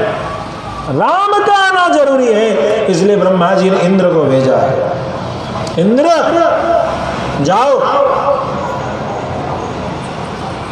ये खीर खिलाओ। इंद्र निद्रा के साथ जाता है और निद्रा देवी से सारे राक्षसों को सुला देता है और उनको सुला करके खीर खिलाता है, जिस खीर को खाने से उन्हें भूख हजारों वर्ष तक भूख और प्यास नहीं सताएगी। वह भोजन उनको, वह खीर माता जानकी को खिला करके पुनः चल देता है। निद्रा हट जाती है, सब लोग जाग जाते हैं। प्रेम से भक्तवत्सल भगवान की। इधर भगवान श्री राम लखनलाल जी के साथ जब लौट रहे हैं, अनेक प्रकार की आशंका। अरे लखन, कैसे आ गए तुमने कैसे छोड़ दिया? क्या तुम्हें पता नहीं है कि यह मायावी राक्षसों का क्षेत्र है और तुमने इन सब का चिंता किए बिना तुम चले आए? मुझे पूरा भय है। या मारीच ने जो मेरी आवाज में जब हा सीते हा लक्ष्मण कहा, मुझे पूरी आशंका हो गई थी कि यह कोई राक्षसों की माया है। और तुझे तो मैं कह के आया था मेरे भाई, तुम कैसे चले आए, क्यों चले आए? सीता को अकेला छोड़ के चले आए।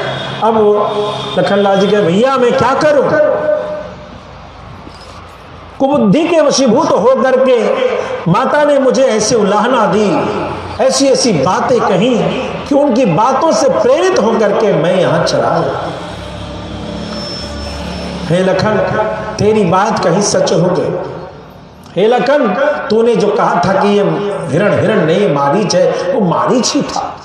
हे लखन, तूने बहुत अच्छी बात कही, लेकिन तूने मेरी बात का ध्यान नहीं दिया। मुझे पूरा भय है कि जब मैं लौट के जाऊंगा तो मेरी वो पर्णकुटी में मेरी जानकी नहीं मिलेगी। मैं सच बताता हूं मेरे भाई, मैं जा रहा हूं। यदि वहां उस आश्रम में वो न दिखी तो सुन, तू अयोध्या चले जाना। जब जानकी नहीं रहेंगी तो मैं क्या करूंगा? तुम अयोध्या चले जाना और मेरे तरफ से भरत को कहना कि अब राम नहीं आएंगे।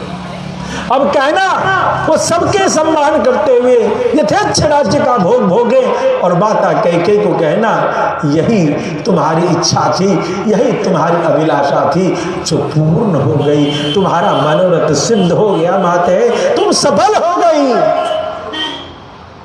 क्योंकि मैं सीता के बिना वन में से कैसे लौट के अयोध्या जाऊंगा। और इस बातों को करते हुए वहां पहुंचते हैं भगवान जब वहां पहुंचते हैं तो वहां कहीं कुछ नहीं देखते। कभी वृक्षों के पास, कभी पर्वतों के पास, कभी नदियों के पास, कभी पशु पक्षी के पास घूम घूम करके भगवान पूछते, हे खगमृग मधुकर सेनी, तुम देखी सीता मृग नैनी। हे हिरण, क्या तुमने देखा है? अरे पंछी, क्या तुमने देखा है? हे वृक्ष, तुम तो बताओ, तुमसे तो पुष्प लेने सीता आती थी, तुम तो उसके स्पर्श को पहचानते हो, तुम तो उसकी अनुभूति करते हो कि अब सीता आएंगी तो तुम पुष्प देते थे। तुम बताओ तो सही। हे गोदावरी, तुम बताओ मेरी सीता कहाँ है? मेरी सीता कहाँ है? मेरी सीता कहाँ है? उनके इस विरह में लखनलाल जी बार बार उन्हें समझाते हैं, शांत करते हैं। बहुत सुंदर बात है। यहाँ 63वां अध्याय जो है अरण्य कांड का, भगवान श्री राम के विलाप का। इसको आप ऐसे समझ सकते हैं कि जैसे श्रीमद् भागवत में गोपी गीत विरह का गीत है, गोपी गीत विरह का गीत है, गोपियां भगवान के अदृश्य होने पर विरह में गीत गाई है, ठीक इसी प्रकार से भगवान माता जानकी के विरह में जो गीत गाते हैं वह 63वें अध्याय में है। और एक सामान्य व्यक्ति के तरीके से भगवती जानकी के विरह में कुछ बातों को कह रहे हैं। न मद विदो दृष्टकृत कर्मकारी मन्ने द्वितीयोस्ते वसुंधरायां शोकान शोको हि परंपराया मामेति भिन्दन् हृदयं मनश्च।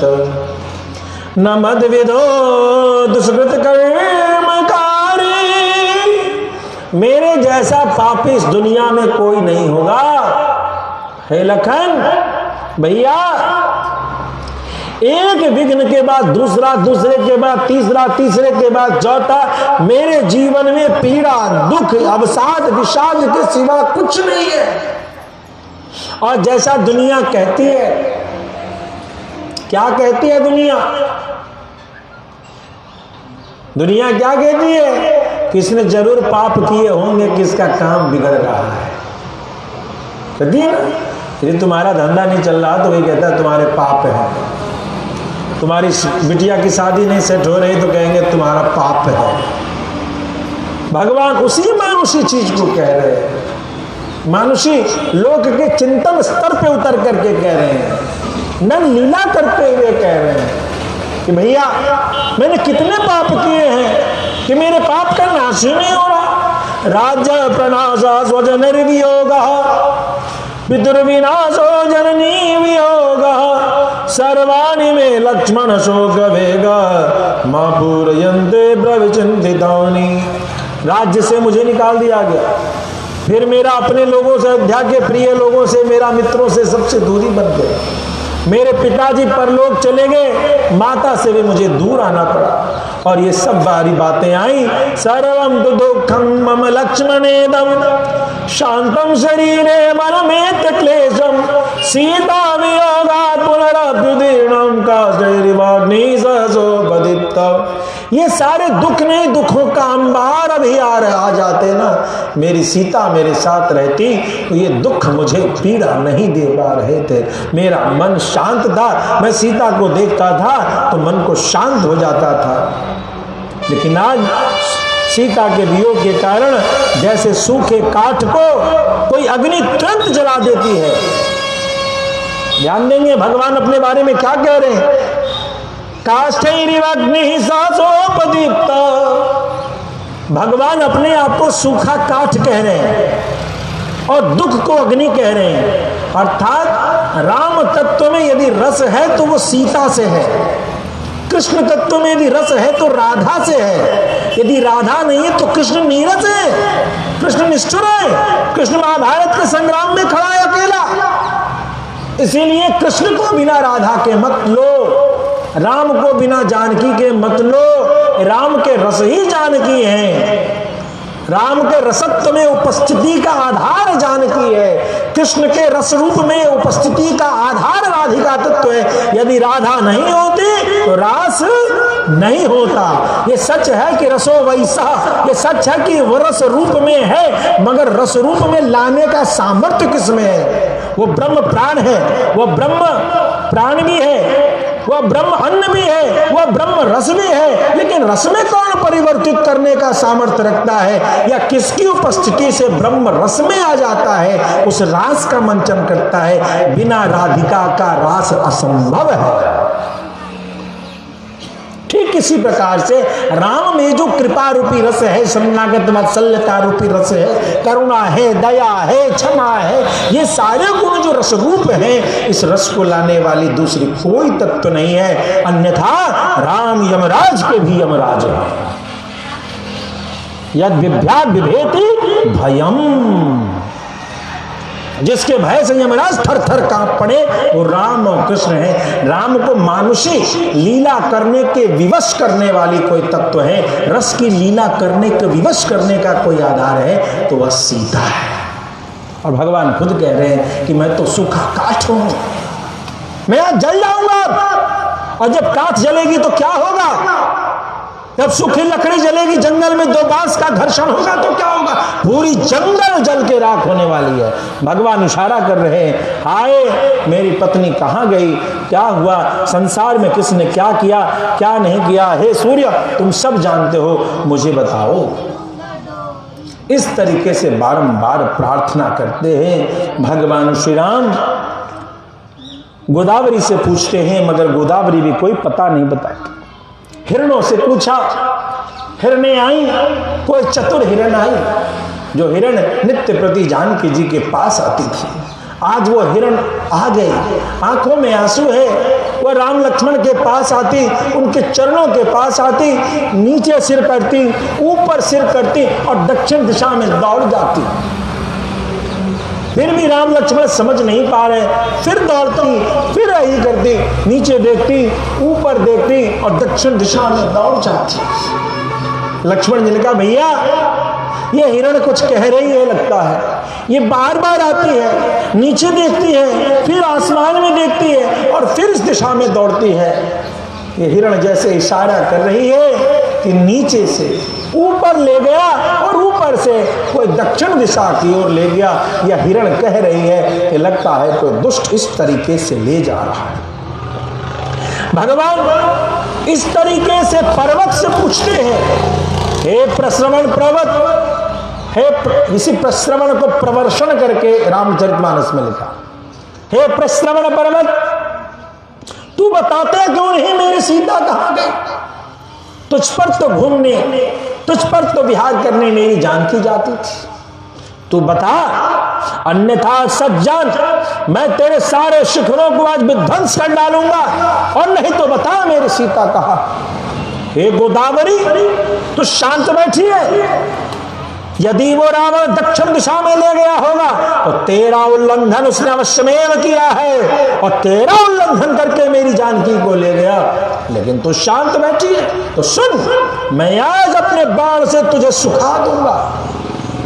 इस जगह पर पराशर गृह सूत्र में एक कथा ये है जिसमें भगवान राम गोदावरी को श्रापित करते हैं। प्यारी गोदावरी तू जो शांत बैठी है तो सुन, तुझे अपनी पुण्य पवित्रता पर इतना गौरव है कि तुझे मेरी सीता की पवित्रता से ईर्ष्या हो गया, इसलिए तुझे श्रापित करता हूं कि तू इतनी अपवित्र हो जाए कि तुझ में स्नान करने से पुण्यों का नाश प्रारंभ हो जाए। माता गोदावरी देवी का रूप लेकर के क्षमा मांगती है। यह कथा अन्य जगह की है, क्षमा मांगती है। तब भगवान ने कहा, ठीक है, तो मेरे किसी भक्त का स्नान किया हुआ जल तुझमें आ जाए तो तू पवित्र हो जाएगी। तो कौन है? तो शबरी मैया है। शबरी मैया जो मटके में जल लेकर के अपने घर में ही स्टोर बना करके स्नान करती थी, और वो जो सोखा बना था, उस सोखा के जल पर भगवान राम ने पुनः धनुष बाण चलाया है, और उस धनुष बाण से जो है एक चीरा लेकर के वो शबरी माता का स्नान किया हुआ जल पुनः जब गोदावरी में मिली है तो जाकर के गोदावरी मैया पवित्र हुई। अर्थात भगवान कहते हैं कि मेरे कोप से, मेरे श्राप से, मेरे किसी भी प्रकार से मेरे रुष्ट होने पर यदि तुम पर भगवान की कृपा कोई कर सकता है तो वह भगवान के प्यारे भक्त कर सकते हैं। भक्तों की प्रसन्नता पर रूठे हुए भगवान मान जाएंगे, क्या भगवान इस लीला से करते। तो यहां पर इन दोनों ने मिलकर के भगवान के भक्तों के निशान, सीता जी के निशान दिखाए, राक्षसों के पदचाप के निशान दिखने लगे, और उस जगह पर तुरंत थोड़ी देर में राक्षसों के जो छाप पड़े थे वह ऊपर दिखने लगे, सीता जी के दिखने लगे, और छत विछत रथ आदि दिखने लगा। तो इस प्रकार से सारथी मरा हुआ दिखा। इस सारी चीज़ों को देखने के बाद दोनों भाई समझ गए कि यहाँ अवश्यमेव कुछ न कुछ हो गया, और कुछ न कुछ स्थिति ऐसी हुई है, युद्ध हुआ है, और मुझे लगता है कि मेरी सीता को ये कोई राक्षस ले गया, और उसने यहाँ पर दो राक्षसों में युद्ध हुआ है, और सभी ने मिल करके मेरे सीता को बोटी बोटी काट करके सब लोग खा गए।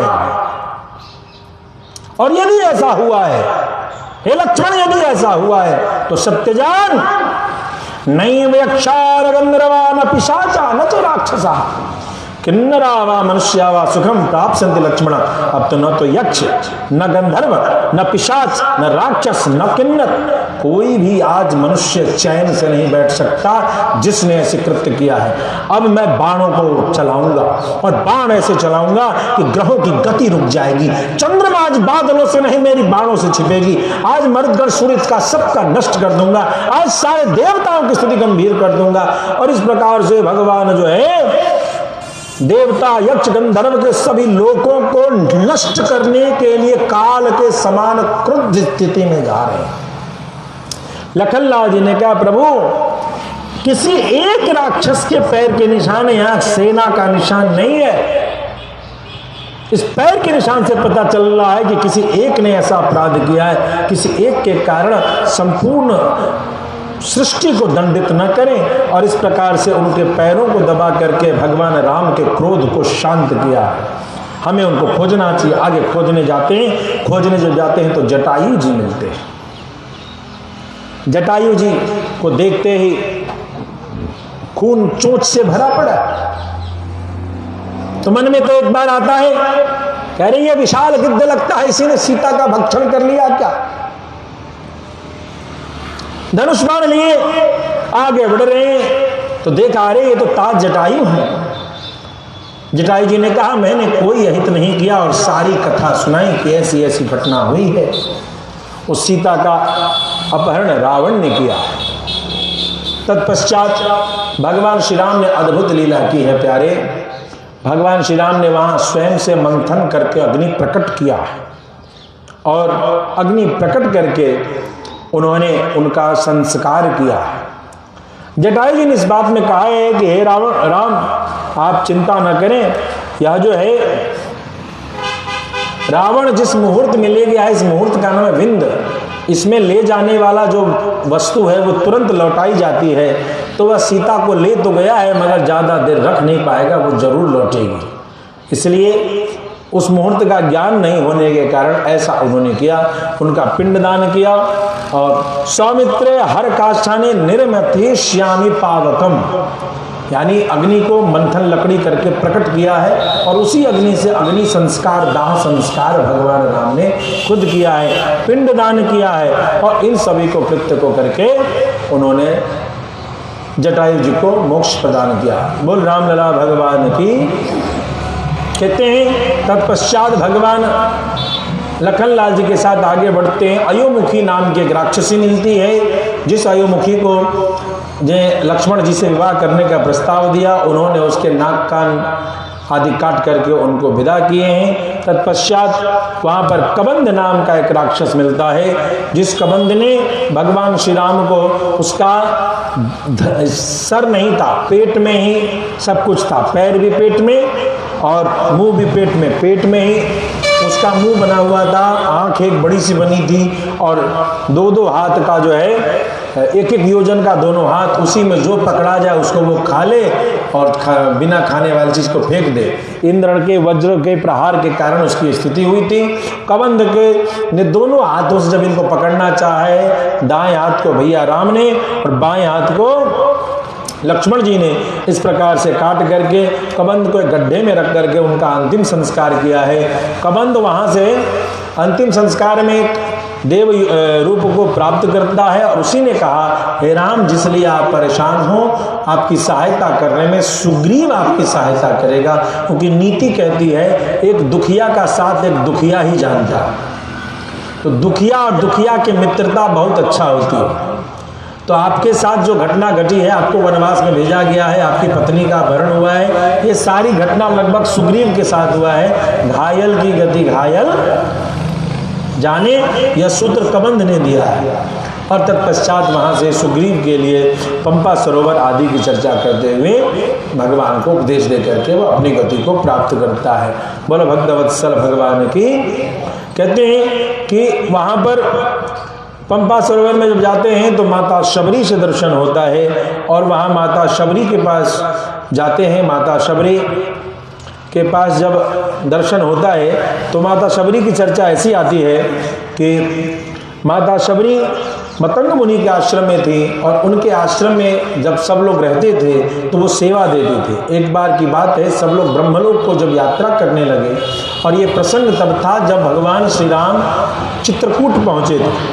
तो जब चित्रकूट भगवान पहुँचे, चित्रकूटम त्वयि प्राप्ते विमाने अतुल प्रभै इतस्ते दिनमारूढ़ा यान हम परिचारिषम। ध्यान देंगे, आप लोगों ने कविताओं में भगवती माता शबरी के बारे में बहुत कुछ सुना होगा, लेकिन यह वाल्मीकि रामायण है, इसमें शबरी चरित्र बहुत स्पष्ट रूप से कहा है कि चित्रकूट में जब राम पहुंचे थे उस समय माता शबरी के गुरुजी लोग ब्रह्मलोक जा रहे थे, यानी आज से 12 वर्ष पूर्व, 13 वर्ष हो गया, 13 वर्ष पूर्व उस समय की ये घटना है कि सब लोग जा रहे थे और उसी समय उनके गुरुजी ने कहा था कि आगमिष्यति ते रामा सुपुण्यम इमम आश्रमम, इस सुंदर आश्रम में राम आएंगे तो तुम उनकी सेवा करना।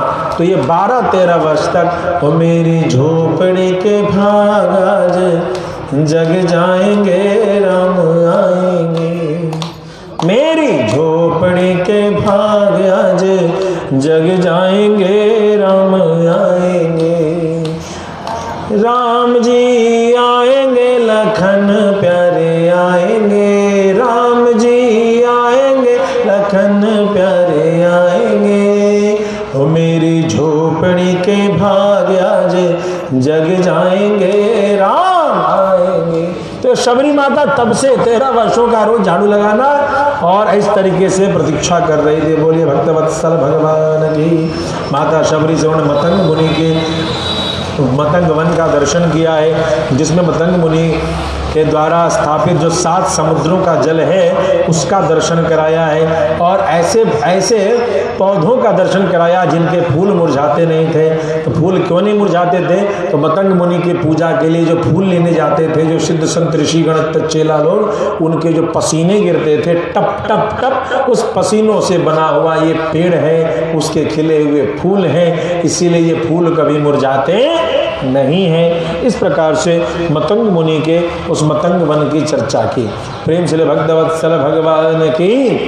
वहाँ से भगवान पंपा सरोवर जाते हैं और पंपा सरोवर में जाकर के वहाँ भगवान श्री राम पंपा सरोवर में जब पहुँचेंगे, पंपा सरोवर की जो लीला है वो हम लोग पढ़ें कल की कथा में कि किस प्रकार से भगवान जब पंपा सरोवर पहुंचते हैं तो उस जगह पहुंच करके हनुमंत लाल जी महाराज सुग्रीव आदि से दर्शन कैसे होगा और आगे की क्या रणनीति बनेगी, इसकी कल की कथा किष्किंधा कांड की हम सभी कल सुने। प्रेम से भक्तवत्सल भगवान जी। बोल वृंदावन बिहारी लाल की।